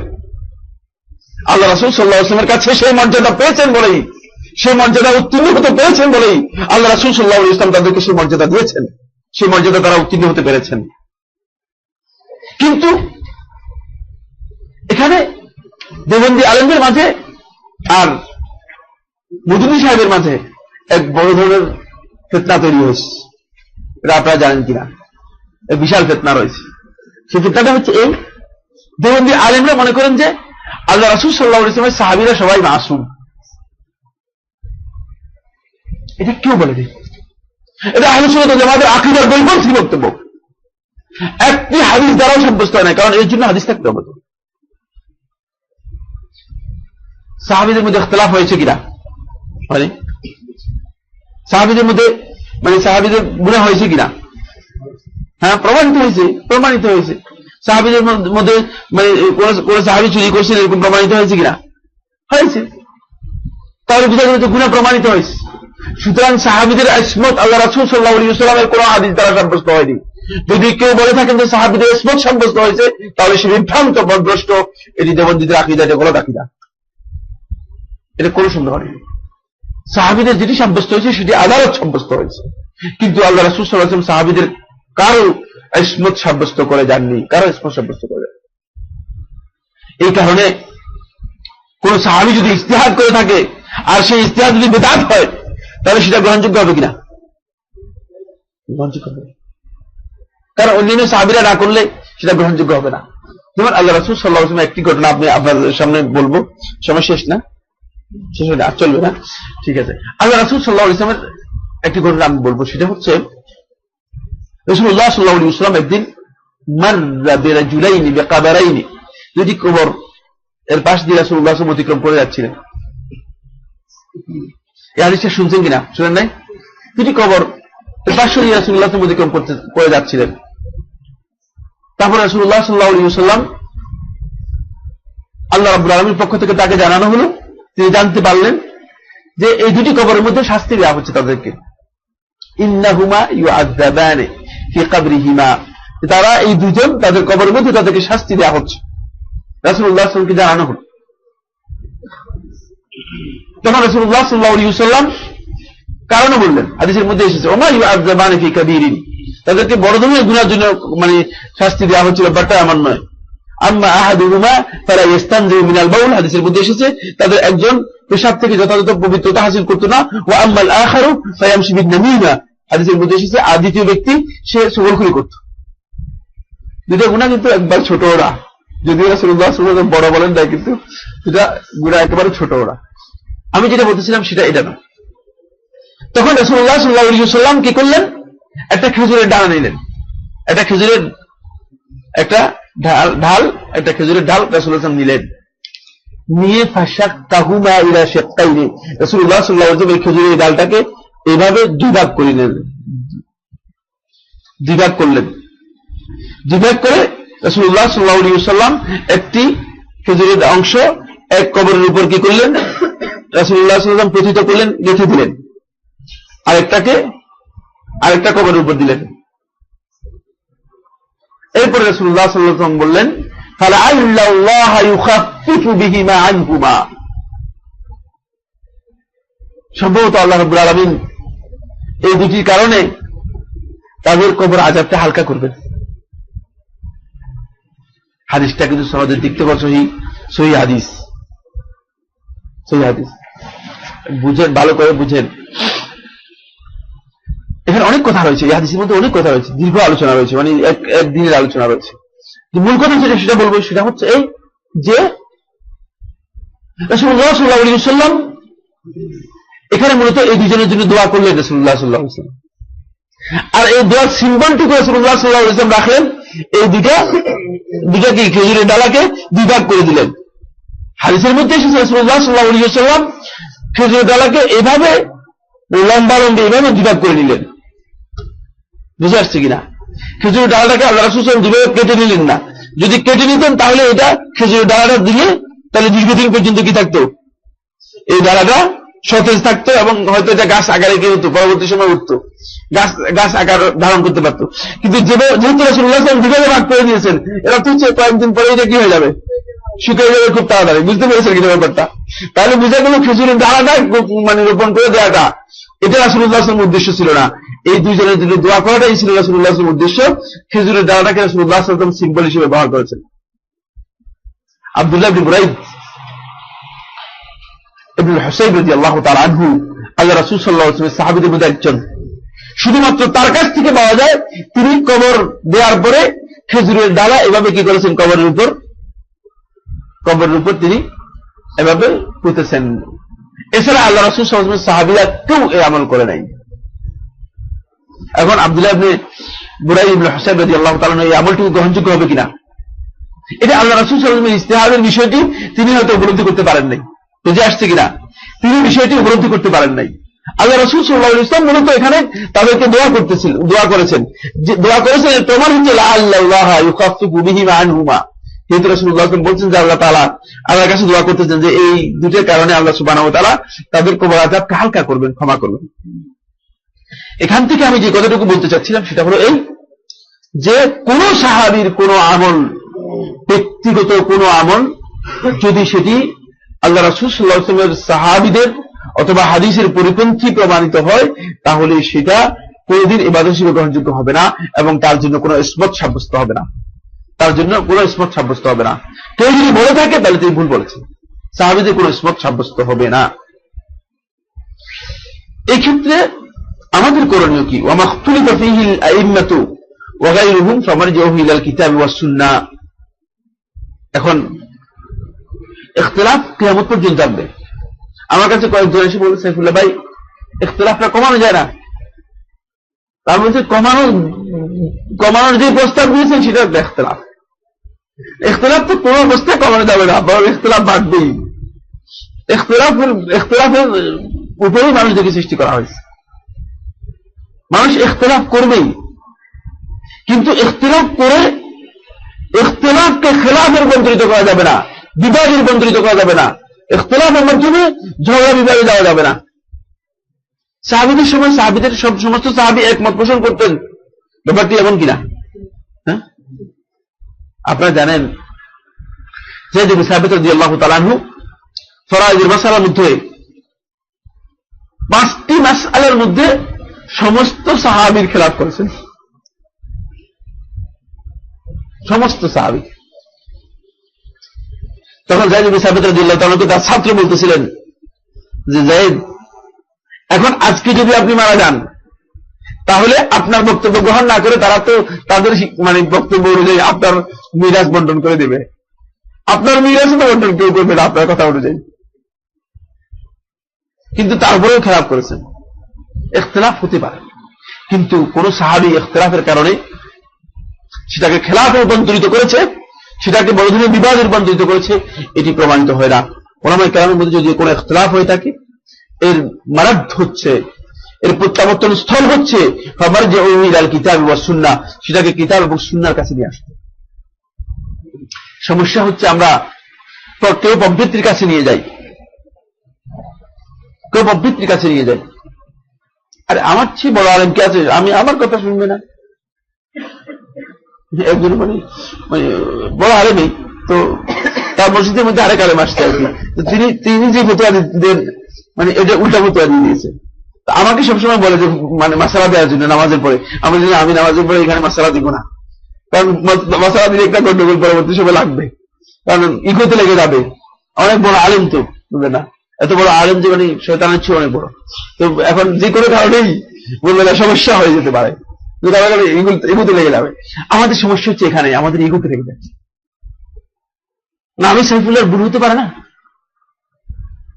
আমার আরেকজন বড় আলেমের ভুল হতে পারে না, ইমাম আবু হানিফা রাহমাতুল্লাহ ভুল হতে পারে না। খুব ইমাম আবু হানিফা রাহমাতুল্লাহ একটা মাসালার মধ্যে, আবু হানিফার জীবনের মধ্যে দেখেছি, তার মা তাকে একটা মাসালা জিজ্ঞেস করেছে, ইমাম আবু হানিফা রাহমাতুল্লাহ যে মাসালা দিয়েছেন, ইমাম আবু হানিফা রাহমাতুল্লাহকে বললেন যে না, তোমার এই মাসালা আমার পছন্দ হলো না, আমাকে অমুক আলেমের কাছে নিয়ে যাও, অমুক আলেমের কাছে নিয়ে যাও। ইমাম হওয়া সত্ত্বেও তার মাকে অমুক সেই আলেমের কাছে নিয়ে গেছে, সে আলেম হাসতেছে, ইমামকে দেখে হাসতেছে যে তার মাসালা তার মা গ্রহণ করতেছে না। সুতরাং মাসালার ব্যাপারে আমরা আমাদের ইগোতে ধরে যায়। আর আমি বলছি এটাই গ্রহণযোগ্য। ইসলাম আসলে এটার নাম নয়, হকের থেকে প্রত্যাবর্তিত হওয়ার নাম হচ্ছে হক, সত্যের দিকে ফিরে আসার নাম হচ্ছে সত্য। মানে আমি বলার কারণে সেটা সত্য হবে এটা বিবেচনা করার কোনো অবকাশ নেই ইসলাম। মারাদ্দুল কিতাব ওয়াস সুন্নাহ, এর স্থান হচ্ছে কিতাব এবং সুন্নাহ, কোরআন এবং সুন্নাহর কাছে নিয়ে আসতো। এটা হলো প্রথম। দ্বিতীয় ধর হচ্ছে না, হয়তো বিশ্বাসের কাছে নিয়ে যাবে অথবা মুরব্বীর কাছে নিয়ে যাবে। আরে আল্লাহ বলতেছেন কিতাব এবং সুন্নাহর দিকে নিয়ে যাওয়ার জন্য, তুমি নিয়ে যাও বিশ্বাসের কাছে। তো কত বিশ্বাসের কাছে নিবেন? বাংলাদেশে কত লক্ষ বিল আছে আমি জানি না। এই পরিসংখ্যান আপনারা যদি কেউ গবেষণা করেন, থিসিস করেন, তাহলে এত বের করতে পারবেন। জায়গায় জায়গায় রাস্তায় রাস্তায় বিল পাওয়া যায়, সবখানে বিল আছে। তো এই এত বিলের, কত বিলের কাছে আপনি নেবেন? কোন বিলের মাধ্যমে আপনি সমাধান করবেন? তাহলে কিয়ামত পর্যন্ত আসলে ইখতিলাফের সমাধান হবে না। এরপরে মুরব্বির কাছে নিয়ে যাবে, মুরব্বির কাছে নিয়ে গেলে, পীরের কাছে নিয়ে গেলে সেটার সমাধান কিয়ামত পর্যন্ত হবে না। তার সমাধান হতে হলে সেটা নিয়ে আসতে হবে আহলে সুন্নাত ওয়াল জামাত যেটা বলেছেন, সেটা হচ্ছে কিতাব এবং সুন্নাহর কাছে। বলছে আমরা কিতাব এবং সুন্নাহর কাছেই তো নিয়ে যাই, আমরা কোরআন এবং হাদিসের কাছে নিয়ে যাই। কিন্তু কোরআন এবং হাদিসের কাছে নিয়ে যাওয়ার আগে কোরআন এবং হাদিস, এটা কোরআন যেটি এবং হাদিস যেটি, সেটা নকল এর দিক থেকে সেটাকে ইলমে হাদিস অনুযায়ী গ্রহণযোগ্য কিনা সেটা জানতে হবে। এক ফতোয়া দিল, একজনে লিখিত ফতোয়া নিয়ে আসছে, আমাকে দেখালো, রাস্তার মধ্যেই দেখাচ্ছে কোন ভাই কয়েকদিন আগে মনে হলো, একটা মিথ্যা হাদিস দিয়ে রাসূলুল্লাহ সাল্লাল্লাহু আলাইহি ওয়াসাল্লাম একটা সহিহ হাদিসকে বললেন বাতিল করে দিচ্ছে, একটা না মিথ্যা হাদিস দিয়ে। তাহলে আপনি কোরআন এবং হাদিসের দিকে নিলেন নাকি আসলে প্রবৃত্তির দিকে নিলেন? এটা প্রবৃত্তির অনুসরণ, এটা কোরআন হাদিসের অনুসরণ নয়। কারণ আপনি নিজেই জানেন এই হাদিসটা মানে মিথ্যা, এই হাদিসটা ওলামায়ে কেরাম মিথ্যা বলেছে, একদম ওলামায়ে কেরাম মিথ্যা বলেছে, কোনো সন্দেহ নেই। সুতরাং এতটুকু জানার পরে একজন আলেমের জন্য বৈধ নয় সে আল্লাহ রাসূল সাল্লাল্লাহু আলাইহি ওয়াসাল্লাম সহিহ হাদিসকে বাদ দিয়ে এই মিথ্যা হাদিসকে প্রয়োগ করবে এবং মনে করবে যে এটাই গ্রহণ করা যেতে পারে এবং এটাই দলিল হতে পারে। এটা কোরআন এবং হাদিসের দিকে প্রত্যাবর্তন নয়, বলুন। যদি কেউ মনে করে থাকেন তাহলে তিনি গলত মনে করেছেন। এরপর বলতেছেন ফামা কামা আলাইহি দালিলু কবুল, দলিল যেটার উপর সাক্ষী দিবে সেটাই গ্রহণযোগ্য হবে। প্রত্যেকটি কথা দলিলের ভিত্তিতে গ্রহণযোগ্য হবে, আন্দাজের ভিত্তিতে নয়, অনুমানের ভিত্তিতে নয়, ধারণার ভিত্তিতে নয়, কারো বক্তব্যের ভিত্তিতে নয়। এটা আমি বললাম হলো যেটা গ্রহণযোগ্য হবে, ব্যাপারটি এমন নয়। আমি আপনাদেরকে ক্লিয়ার করে দিচ্ছি এই কথা। আপনার আমাকে বসে করে বলতে পারছেন সাইফুল্লাহ ভাই আপনি বলছেন এই জন্য আমরা মেনে নিয়েছি, এটার কোনো অবকাশ ইসলামের মধ্যে নেই। দলিলের ভিত্তিতে প্রত্যেকটি বক্তব্য গ্রহণযোগ্য হবে, আর প্রত্যেকটি বক্তব্য যদি ভুল প্রমাণিত হয় সেখানে ভুল থেকে ফিরে আসাটা, এটাই হচ্ছে ইজতিহাদের মূল দাবি। তিনি সত্যিকার মুজতাহিদ, যিনি ভুলকে স্বীকার করে কি করেছেন, ফিরে এসেছেন। এই জন্য আহলে সুন্নাত ওয়াল জামাত মুজতাহিদ তাকেই মনে করে থাকেন যিনি ভুলকে স্বীকার করেছেন। সবাই ভুলকে স্বীকার করেছে। মুজতাহিদ যারা ছিলেন কেউ এই কথা বলেন নাই যে আমার ভুল হতে পারে না, কিন্তু আমরা বর্তমানে যারা আছি আমরা যদি আমাদের ভুল হতে পারে না তাহলে বোঝা যাবে যে আমরা মুজতাহিদ নয়। আহলে সুন্নাত ওয়াল জামাতের আকীদা অনুযায়ী আসলে আমরা মুজতাহিদ না, কারণ আমরা মনে করি যে আমাদের ভুল হতে পারে না, আমরা যেটা বলছি সেটাই সঠিক।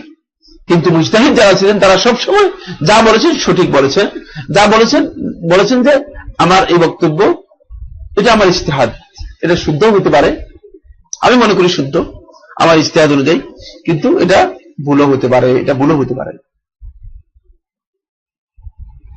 আর কোন মুজতাহিদের যদি ইজতিহাদের মধ্যে ভুল হয়ে যায়, এই কারণে এই মুজতাহিদকে মানে কোন ধরনের গালিগালাজ করা আহলে সুন্নাত ওয়াল জামাতের মানহাজের পরিপন্থী। মুজতাহিদ সে যেহেতু ইজতিহাদ করেছেন, তাকে গালিগালাজ করার কোন সুযোগ নেই। তার জন্য আমরা আল্লাহর কাছে দোয়া করতে পারি, আর তার ভুলের জন্য সে আল্লাহ রাব্বুল আলামিনের কাছে মাসউল হবেন। সে যদি ইচ্ছাকৃতভাবে ভুল করে থাকেন তাহলে মাসউল হবেন, আর যদি অনিচ্ছাকৃতভাবে ভুল হয়ে থাকে তাহলে তার জন্য তিনি সওয়াব পাবেন, কোনো সন্দেহ নেই। এরপরে যে পয়েন্টটি আহলে সুন্নাত ওয়াল জামাত বিশ্বাস করেন, এটা তো বললাম কেউ মাসুম নয়, উম্মতের মধ্যে কেউ মাসুম নয়, এটা বললাম না। কিন্তু একটা উম্মতের মধ্যে একটা গ্রুপ পাওয়া যাবে। এবার আপনারা বলবেন যে কি ব্যাপার, দেখি যে আপনি তো উঠে দিচ্ছেন। একটা গ্রুপ পাওয়া যাবে অন্যরকম, যাদেরকে আল্লাহ সুবহানাহু ওয়া তাআলা বিশেষভাবে জ্ঞান সমৃদ্ধ করেন, বিশেষভাবে জ্ঞান দিয়ে থাকেন। ফিল উম্মতি মুহদাসুন ওয়াল হামুদ, উম্মতের মধ্যে একদল লোক থাকবে যাদেরকে আল্লাহ রাব্বুল আলামিন বিশেষভাবে জ্ঞান দিবেন এবং ইলহাম দিবেন। বিশেষ বিষয় তাদেরকে আল্লাহ রাব্বুল আলামিনের পক্ষ থেকে ইলহাম দিয়ে সাহায্য করেন। যেমন ওমর ইবনে খাত্তাব রাদিয়াল্লাহু তাআলা, তখন ওমর ইবনে খাত্তাব, আপনারা জানেন, ওহী নাযিল হয়েছে, তার ব্যাপারে ওহী নাযিল হয়েছে, তিনি যে সিদ্ধান্ত নিয়েছেন সেই সিদ্ধান্ত আল্লাহ রাব্বুল আলামিন ওহীর মাধ্যমে সেটাকে তাকরীর করেছেন, সেটাকে সাব্যস্ত করেছেন। অনুরূপভাবে ওয়ারুইয়া সালিহা হাক্কুন, যদি কেউ সত্য স্বপ্ন দেখে তাহলে এই সত্য স্বপ্নটুকু হক, সেটা সত্য, সেটা গ্রহণ করতে হবে। সত্য স্বপ্ন যেটা সেটা হক, সেটা গ্রহণ করতে হবে। কারণ রাসূলুল্লাহ সাল্লাল্লাহু আলাইহি ওয়াসাল্লাম হাদিসের মধ্যে বলেছেন ওয়াহিয়া জুজুম মিনান নবুওয়া, এটা নবুয়তের 46 ভাগের এক ভাগ রাসূলুল্লাহ সাল্লাল্লাহু আলাইহি ওয়াসাল্লাম হাদিসের মধ্যে বলেছেন। ওয়াল ফারাসাতু সাদিকাতু হাক্কুন, অনুরূপ ভাবে সত্যিকার দূরদৃষ্টি, কোন আলেম, কোন প্রজ্ঞাবান লোক, কোন সত্যিকার আল্লাহর বান্দা যদি তার প্রজ্ঞা সম্পন্ন দূরদৃষ্টি, সেটাও সত্য, সেটা সাব্যস্ত হয়েছে, সেটা উম্মত স্বীকার করে নিতে হবে। ওয়াফিয়া কারামাতুল মুবাশশিরাত, অনুরূপভাবে উম্মতের কারো কারো কারামাত সাব্যস্ত হতে পারে, এগুলোকে স্বীকার করে নিতে হবে। কারো কারো কারামাত সাব্যস্ত হতে পারে। আল্লাহ রাসূল সাল্লাল্লাহু আলাইহি ওয়াসাল্লাম জীবদ্দশায় রাসূলুল্লাহ সাল্লাল্লাহু আলাইহি ওয়াসাল্লাম সাহাবীদের কারামাত সাব্যস্ত হয়েছে। একজন সাহাবীর নাম বলতে যার কারামাত সাব্যস্ত হয়েছে, কে বলতে পারবেন? একজন সাহাবী কি কারামাত সাব্যস্ত হয়েছে? কোথায় বিষ খেয়েছেন? কোথায় খেয়েছিলেন? খালিদ রাদিয়াল্লাহু তাআলা আনহু তো মানে এরপরে ইসলাম গ্রহণ করেছেন। এটা আপনি খাইবারের যুদ্ধের কথা বলেছেন, খাইবারের যুদ্ধের পরে ইসলাম গ্রহণ করেছেন খালিদ ইবনে ওয়ালিদ রাদিয়াল্লাহু তাআলা আনহু। উসাইদ ইবনে হুযায়র রাদিয়াল্লাহু তাআলা আনহু হচ্ছেন এমন ব্যক্তি আল্লাহ রাসূল সাল্লাল্লাহু আলাইহি ওয়াসাল্লামের জীবদ্দশায়, আল্লাহ রাসূল সাল্লাল্লাহু আলাইহি ওয়াসাল্লামের জীবদ্দশায় যার কারামত সাব্যস্ত হয়েছে, সেই মুসলিমের হাদিস দ্বারা সাব্যস্ত হয়েছে। উসাইদ ইবনে, কি নাম বললাম? উসাইদ ইবনে হুযায়র রাদিয়াল্লাহু তাআলা আনহু, তার ছেলের নাম হচ্ছে ইয়াহইয়া ইবনে উসাইদ রাদিয়াল্লাহু তাআলা আনহুমা। যাক, উম্মতের মধ্যে কারামত সাব্যস্ত হবে, কিন্তু কারামত মুবাশশিরাত বা সুসংবাদ এগুলো যদি কারো থাকে, এসব কিছুর জন্য শর্ত হচ্ছে বিশারতি মুওয়াফাকাতি আল ইশারা, এসব কিছুর জন্য শর্ত হচ্ছে এটা শরীয়তে মানে আনুকূল্য হতে হবে, শরীয়তের মানে আনুগত্য হতে হবে, শরীয়তের বাইরে কোনো কিছু হতে পারবে না। ল্যাংটা রাস্তা রাস্তায় ঘুরে তার কারামত সাব্যস্ত করলে চলবে না, তার কোনো কারামত ইসলামী শরীয়তের স্বীকৃতি দেয় না। রাস্তা রাস্তায় ঘুরলে তিনি কারামত সাব্যস্ত হবে, তার এটা ইসলামী শরীয়ত স্বীকৃতি দেয় না। সত্য হচ্ছে প্রত্যেকটি কারামত এবং মুবাশশিরাতের জন্য যে সে শরীয়তের অনুসারী হতে হবে, শরীয়তের পালনকারী হতে হবে, পরিপালনকারী হতে হবে।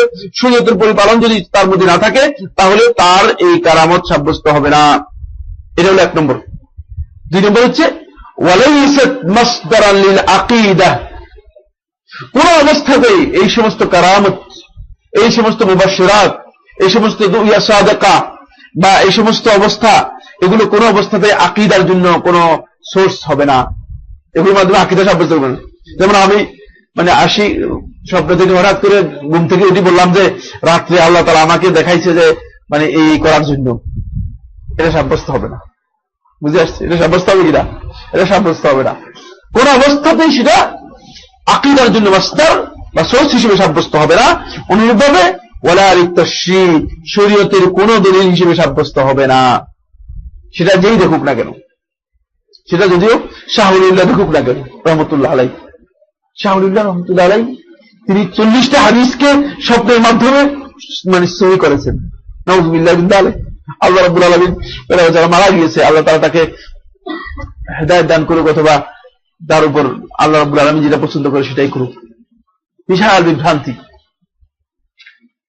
মিথ্যা হাদিসকে স্বপ্নের মাধ্যমে সহি করার কোনো সুযোগ নেই। মিথ্যা হাদিসকে আহলে সুন্নাত ওয়াল জামাতের আকীদার পরিপন্থী। অথবা নিজে বলেন যে আল্লাহ রাসূল সাল্লাল্লাহু আলাইহি ওয়াসাল্লাম গতকাল আমার সাথে দেখা হয়েছে, আল্লাহ রাসূল সাল্লাল্লাহু আলাইহি ওয়াসাল্লাম বলছে এই হাদিস তো আমি নিজেই বলেছি। এ ধরনের কথা বলার কোনো অবকাশ ইসলামের মধ্যে নেই, এ ধরনের কোনো অবকাশ ইসলামের মধ্যে নেই। কারণ এই কথাটুকু এই জন্য এখানে নিয়ে আসা হয়েছে আহলে সুন্নাত ওয়াল জামাতের এই আকীদা যে ইসমাত একমাত্র রাসূলের জন্য, কিন্তু তারপরেও উম্মতের মধ্যে একজন লোক থাকতে পারে যে দল লোককে আল্লাহ সুবহানাহু ওয়া তাআলা জ্ঞানের মাধ্যমে সমৃদ্ধ করেন, ইলহামের মাধ্যমে সমৃদ্ধ করেন, কখনো কখনো ইলহামের মাধ্যমে সমৃদ্ধ করেন, এটা উম্মতের মধ্যে থাকতে পারে। কিন্তু তার এই ইলহামটুকু কখনো শরীয়তের পরিপন্থী কোনো বক্তব্য নিয়ে আসলে সেটা গ্রহণযোগ্য হবে কিনা? গ্রহণযোগ্য হবে কিনা? গ্রহণযোগ্য হবে না। অনুরূপভাবে সেটা আকীদার জন্য দলিল হবে কিনা? আকীদার জন্য উৎস হবে না। অনুরূপভাবে সেটা কখনো শরীয়তের জন্য উৎস বা সোর্স হিসেবে গ্রহণযোগ্য হবে না, উৎস বা সোর্স হিসেবে গ্রহণযোগ্য হবে না। আমার মনে হয় আজকের পয়েন্টে আলোচনা না করে আমরা প্রশ্নোত্তরের দিকে যেতে চাই। যে সামনে যে পয়েন্টটি আছে সেটি আরো গুরুত্বপূর্ণ এবং আরো ইম্পর্টেন্ট, সেখানে আপনারা হয়তো অনেক গুরুত্বপূর্ণ বিষয় জানতে পারবেন। আমি আশা করবো ইনশাআল্লাহ। আসলেই আহলে সুন্নাত ওয়াল জামাতের যে মূলনীতিগুলো রয়েছে সেগুলো যদি আমরা জানতে পারি তাহলে আমাদের আকীদাগত বিশুদ্ধি অপরিহার্য। আমরা আকীদার ক্ষেত্রে কখনো বিভ্রান্ত হব না, যতই আমাদেরকে মানুষ বিভ্রান্ত করার জন্য চেষ্টা করুক। কিন্তু যদি মূলনীতি না জানি তাহলে আমরা আকীদাগত বিভ্রান্ত হতে কোনো অসুবিধা নেই। আমরা কবরে চিন্তা করতে পারি, আবার মসজিদে এসে আল্লাহর জন্য চিন্তা করতে পারি, সবই আমরা করতে পারবো। এজন্য এই মূলনীতিগুলো জানা আমাদের খুবই দরকার। আমরা যে কথাগুলো আলোচনা করেছি ইনশাআল্লাহ তাআলা আরো সামনে মূলনীতিগুলো আসতেছে, এই মূলনীতিগুলো ইনশাআল্লাহ শেষ করব, এই বইয়ে আলোকে শেষ হবে ইনশাআল্লাহ তাআলা। তারপর আমি একটা নোট আপনাদেরকে দেব, এটা যখন শেষ হবে তখন এই নোটটা আমি আপনাদেরকে দেব, যাতে করে আপনারা নিজেদের কাছে সেটা সংরক্ষণ করতে পারেন। এই জন্য সংরক্ষণ করতে পারেন, আসলে মূলনীতি না জানা থাকলে, মূলনীতি জানা থাকলে আপনি যে কোনো লোক এসে আপনাকে বিভ্রান্ত করলেই আপনি তাকে উত্তর দিতে পারবেন না, এটা কোনোদিন হতে পারে না। কারণ এটা এই মূলনীতির পরিপন্থী। যে কোনো লোককে আপনি উত্তর দিতে পারেন, কিন্তু এখন আপনি যেমন মনে করেন এখন একজন আসে বলে যে এলহামের মাধ্যমে এটা জানতে পেরেছে, এখন আপনি এটা উত্তর দিতে পারবেন না। এলহামের মাধ্যমে জানলে কি হবে? এলহাম তো শরীয়তের দলিল নয়, এলহাম তো আকীদার জন্য দলিল নয়। যেহেতু আহলে সুন্নাত ওয়াল জামাতের আকীদা হচ্ছে এটা, এলহাম হতে পারে, কোন ব্যক্তি এলহাম লাভ করতে পারে, কিন্তু এলহামটা তার জন্য শরীয়তের জন্য দলিল। সুতরাং আপনি তাকে উত্তর দিতে পারবেন যেহেতু মূলনীতি আপনার কাছে জানা আছে। কিন্তু আপনাকে আটকে দিতে পারে যে এলহামের মাধ্যমে, যেমন আমি যে আপনাকে বলি যে আমি গতকাল স্বপ্ন দেখেছি রাসূলুল্লাহ সাল্লাল্লাহু আলাইহি ওয়াসাল্লাম আমাকে কথা বলছেন, এই হাদিসটা বলছেন, তখন আপনি বলবেন না স্বপ্নের মাধ্যমে কোন হাদিসকে শুদ্ধ করার মূলনীতি পরিপন্থী, এটা আহলে সুন্নাত ওয়াল জামাতের মূলনীতি পরিপন্থী। এই বিষয়গুলো আপনাদেরকে জানতে হবে। হাযা ওয়া সাল্লাল্লাহু আলা নবিয়িনা মুহাম্মদ ওয়া আলা আলিহি ওয়া আসহাবিহি ওয়াসাল্লাম। এই দুটা ঘোষণা, একটা হচ্ছে ওই OIEP তাদের যে প্রোগ্রাম হবে 25শে মে, ডক্টর মঞ্জুরুল্লাহ এবং নাসির শাহরুখ করবেন, ওইটার রেজিস্ট্রেশনের ফর্ম ওনার কাছে পাওয়া যাবে, হাতে ওনার কাছে থাকবে। আর 2 নম্বর হচ্ছে আর নতুন কোন প্রশ্ন আমরা নিব না, এইগুলো দিতে পারি কিনা উত্তর আমরা দেখি। অনেক প্রশ্ন না?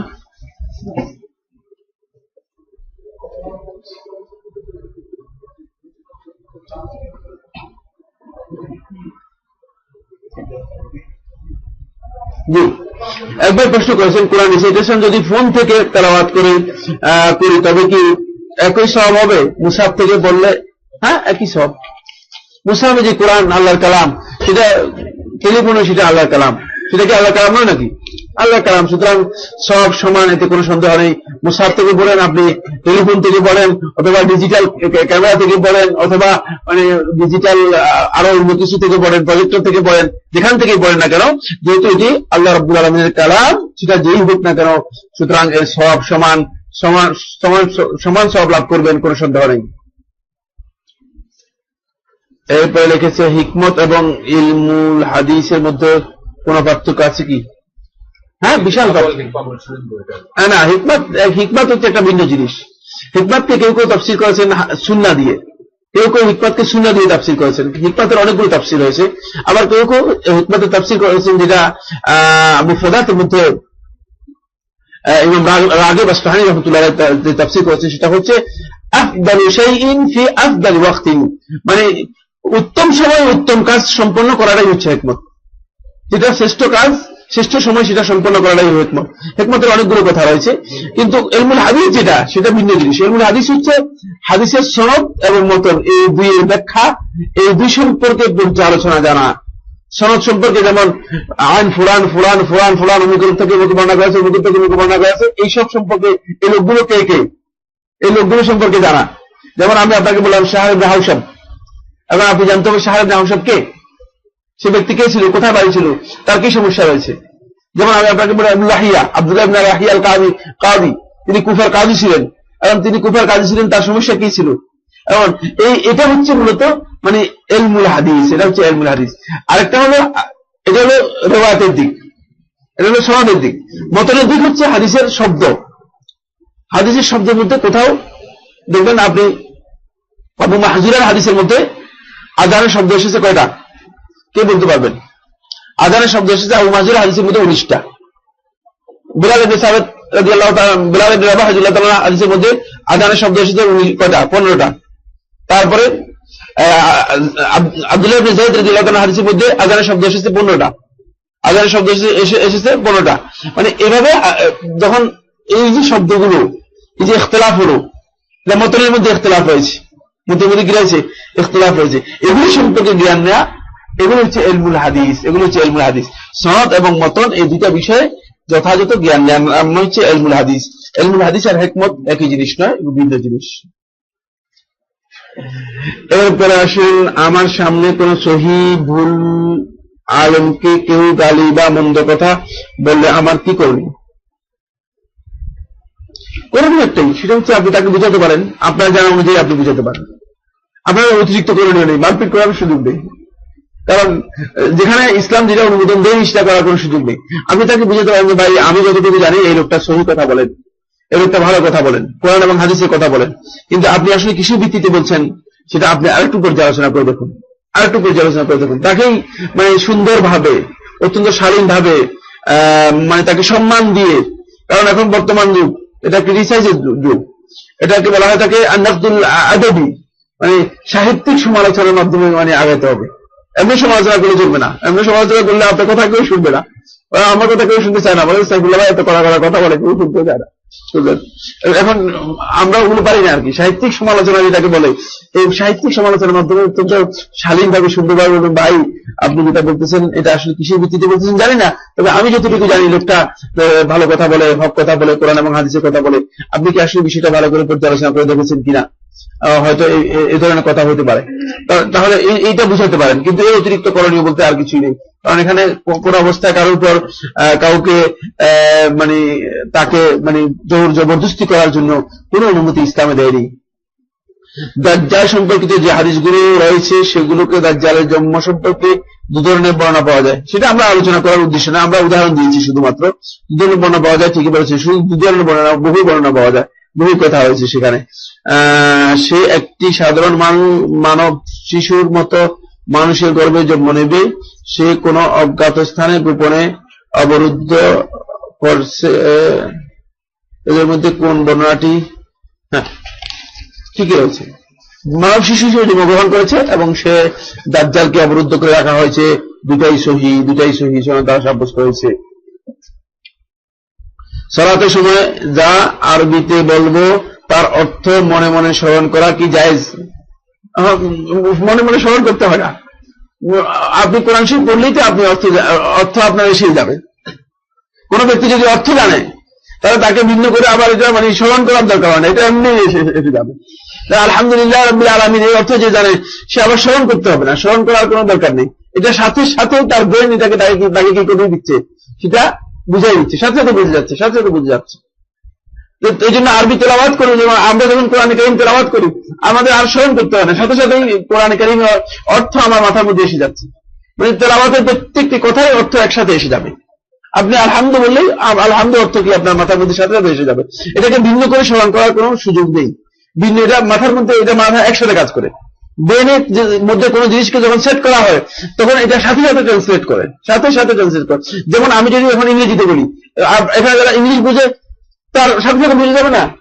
তুমি কি এটাকে মানে আগে ডিকশনারিতে যাবে, তারপরে শব্দ এটা বের করবে ডিকশনারি থেকে, বের করে তারপরে গুগল চেষ্টা করবে, কিচ্ছু করবে না। মাথা ব্রেন সাথে সাথে জিনিসটাকে ট্রান্সলেট করে, সাথে সাথে ট্রান্সফার করে। এটা ব্রেনের সবচেয়ে বড় শক্তি, বড় পাওয়ার, সেটা হচ্ছে ব্রেন প্রত্যেকটা জিনিসকে সাথে সাথে কাজ করতে পারে, সাথে সাথে এটাকে সার্ভ করতে পারে। এবং আপনি পড়বেন সেই সাথে সাথে আপনার মানে ব্রেন থেকে আপনার অন্তরে চলে আসবে, এই জন্য কোরআন কারীম যারা বুঝে তেলাওয়াত করে তখন তাদের অন্তর বিগলিত হয়, তাদের ঈমান বৃদ্ধি পায়, অন্তর বিগলিত হয় এবং ঈমান বৃদ্ধি পায়। সালাতে মনোযোগ সৃষ্টির জন্য আল্লাহ আমাদের সামনে বর্তমান ও সব শুনেছেন, এটা মনে করা যাবে কিনা? হ্যাঁ, মনে করা জায়েজ রয়েছে। শেখুল ইসলাম ইবনে কাইয়্যিম রাহমাতুল্লাহ আলাইহি এটাকে জায়েজ বলেছেন তার কিতাবের মধ্যে, এটি জায়েজ রয়েছে। তবে এটা মানে এটা হচ্ছে ওই ব্যক্তির জন্য যে ব্যক্তি আসলে সালাতে কনসেন্ট্রেশন তৈরি হয়নি, এখন সালাতের মধ্যে খুশু এবং খুজু যার আসে নাই। কিন্তু সালাতের মধ্যে সত্যিকার খুশু এবং খুজু এসে গেলে সেই ব্যক্তি সালাতকে এমন ভাবে গ্রহণ করবে যে সালাত তাকে মানে তার সবকিছু ছেড়ে বেশি সালাতে তার মনোযোগ তৈরি হবে। ওমর খাত্তাব রাদিয়াল্লাহু তাআলা আনহু ঘটনা, সময় কি শেষ হয়ে গেছে না? 5 মিনিট আছে, তাহলে এটা বলা যাবে না। আচ্ছা ঠিক আছে, 5 মিনিট যদি বলা যাবে না। সালাতে খুশু এবং খুজু যদি কোনো ব্যক্তির মধ্যে না আসে, তাহলে সে ব্যক্তি এই ধরনের মনোযোগ দিতে পারেন। এটা শেখুল ইসলাম ইবনে কাইয়িম রাহমাতুল্লাহ তার কিতাবের মধ্যে উল্লেখ করেছেন। মূলত তিনি আরশের, এটা জানা কথাই, আল্লাহ রাব্বুল আলামিন তো আরশের উপরে রয়েছে, কোনো শব্দ নেই, কিন্তু আন তা'বুদাল্লাহা কাআন্নাকা তারাহু, যে তুমি তো আল্লাহর ইবাদত করবে কাআন্নাকা তারাহু, মনে হচ্ছে তুমি তাকে দেখছো। ফাইন লাম তাকুন তারাহু ফাইন্নাহু ইয়ারাক, যদি তুমি তাকে না দেখো তিনি তোমাকে দেখছেন। এভাবে আল্লাহ সুবহানাহু ওয়া তাআলার ইবাদত করতে হবে। কিন্তু আমাদেরকে ইবাদতের মূলনীতি জানিয়ে দেওয়া হয়েছে, ইহসান সম্পর্কে আমাদেরকে স্পষ্ট করা হয়েছে। আসসালামু আলাইকুম ওয়া রাহমাতুল্লাহ। আগামীকাল হেফাজতে ইসলামের অবরোধ অংশগ্রহণ সম্পর্কে দলিল সহকারে আলোচনা করলে, আমি মনে করি না যে হেফাজতে ইসলাম 1900 কত বছর পর আল্লাহ রাসূল ইন্তেকালে কত বছর, 1400 বছর পরে দলিল হেফাজতে ইসলামের অবরোধের দলিল করতে কিন্তু আমি জানি না। অবরোধ করার জন্য 1400 বছর পরে তারা অবরোধ করেছে, তাদের 1400 বছর পরে, এটা নয়। যেটা কথা সেটা হচ্ছে ইসলাম এবং ঈমান দাবি যদি এতটুকু হয় যে আপনি আপনার বক্তব্য তুলে ধরতে পারেন, ঈমানের দাবিটুকু পৌঁছাতে পারেন, সেটা আপনি করণীয় নিজের করতে পারেন। আল্লাহর গুণগুলো বাংলায় বলা জায়েজ, যেমন আল্লাহ ক্ষমাশীল বলা যাবে, হ্যাঁ জায়েজ রয়েছে। আমরা এই বিষয় সম্পর্কে আমরা আলোচনা করি না, আমরা শব্দ নিয়ে আলোচনা করেছি। তো আল্লাহ সুবহানাহু ওয়া তাআলার নামের অনুবাদ করা জায়েজ রয়েছে, একে বোঝানোর জন্য। এখানে দুটি বাব, শেখুল ইসলাম ইবনে তাইমিয়া রাহমাতুল্লাহ কিতাবুত তাদমুরিয়ার মধ্যে দুটি বাবের কথা উল্লেখ করেছেন। একটা হচ্ছে বাবুল ইখবার, আর হচ্ছে বাবুল ইসবাত। বাবুল ইখবার হচ্ছে সংবাদ দেওয়ার উদ্দেশ্যে, এই বিষয়ে আল্লাহ রাব্বুল আলামিন সম্পর্কে পরিচয় করে দেওয়ার জন্য, আল্লাহ রাব্বুল আলামিন সম্পর্কে তার জাত সত্তা, তার সিফাত, তার গুণাবলী, বৈশিষ্ট্য, এগুলোকে তুলে ধরার জন্য যদি হয়ে থাকে, তাহলে এটা যে কোনো ভাষায় আপনি করতে পারবেন, সেটা করা জায়েজ রয়েছে। কিন্তু বাবুল ইসবাত যদি হয় আল্লাহর সিফাত হিসেবে অথবা জাত হিসেবে অথবা নাম হিসেবে সাব্যস্ত করার জন্য, তাহলে কিন্তু জায়েজ নেই, তাহলে কিন্তু কি নেই, জায়েজ নেই। বুঝতে পেরেছেন কিনা? না বুঝেন নাই, কঠিন হয়ে গেছে। বাবুল ইখবার হচ্ছে, আচ্ছা আমি বুঝাই, আমি একটা উদাহরণ দিয়ে বুঝাই, তাহলে বুঝতে পারবেন। যেমন খোদা, খোদা শব্দটা যদি আল্লাহ রাব্বুল আলামিনের পরিচয় করে দেওয়ার জন্য, যেমন আপনি ফার্সি লোক যারা আছে, তারা আল্লাহ কি জিনিস জানে না, আল্লাহ কি জিনিস জানে না, এবং ফার্সি ভাষায় আপনি তাদেরকে বুঝাতে পারতেছেন না। তখন আপনি তাদেরকে বোঝানোর জন্য, আল্লাহ রাব্বুল আলামিনের সত্তাকে বোঝানোর জন্য বললেন যে আল্লাহ, যেমন এটার মানা হচ্ছে, এর অর্থ হচ্ছে খোদা। যদি এটা হয়, এটা বোঝানোর জন্য হয় থাকে, তাহলে এটা জায়েজ রয়েছে। কিন্তু আল্লাহ রাব্বুল আলামিনের নাম সাব্যস্ত করার জন্য অথবা তার সিফাত হিসেবে সাব্যস্ত করার জন্য যদি খোদা শব্দ ব্যবহার করা হয়, তাহলে এটি জায়েজ নেই। বুঝতে পেরেছেন? বাবুল ইসবাতের মধ্যে কোন অবস্থায় জায়েজ নেই, কিন্তু বাবুল ইখবারের মধ্যে জায়েজ রয়েছে। শুধুমাত্র সংবাদ দেওয়ার জন্য, আল্লাহ তাআলার পরিচয় তুলে ধরার জন্য এটি জায়েজ রয়েছে। কোরআনের ইংলিশ ট্রান্সলেশনের মধ্যে যে গড শব্দটা ব্যবহৃত হয়, এটা কি জায়েজ? এটা বোঝানোর জন্য জায়েজ রয়েছে, তবে অধিকাংশ উলামায়ে কেরাম পরবর্তী সময় ব্যবহার করেন। উলুহুল মুতলাক কথার অর্থ কি? উলুহুল মুতলাক হচ্ছে সবকিছুর উপরে, সবকিছু, গোটা সৃষ্টি জগতের উপরে, এটা বোঝানোর জন্য। আর যেই উপরের কি নেই, কোন ধরনের ডেফিনেশন নেই, সাইড নেই, এই উপরে রেখে ডান দিকে উপরে, না বাম দিকে উপরে, না পশ্চিম দিকে উপরে, না উত্তর দিকে উপরে, তাহলে এটাকে বলা হয় উলুহুল মুতলাক, যেটা উইদাউট কোন কন্ডিশন, কোন কন্ডিশন যেটার মধ্যে নেই, মুতলাক, একেবারে নিঃশর্ত উপরে, তিনি সর্বকিছুর উপরে, সবকিছুর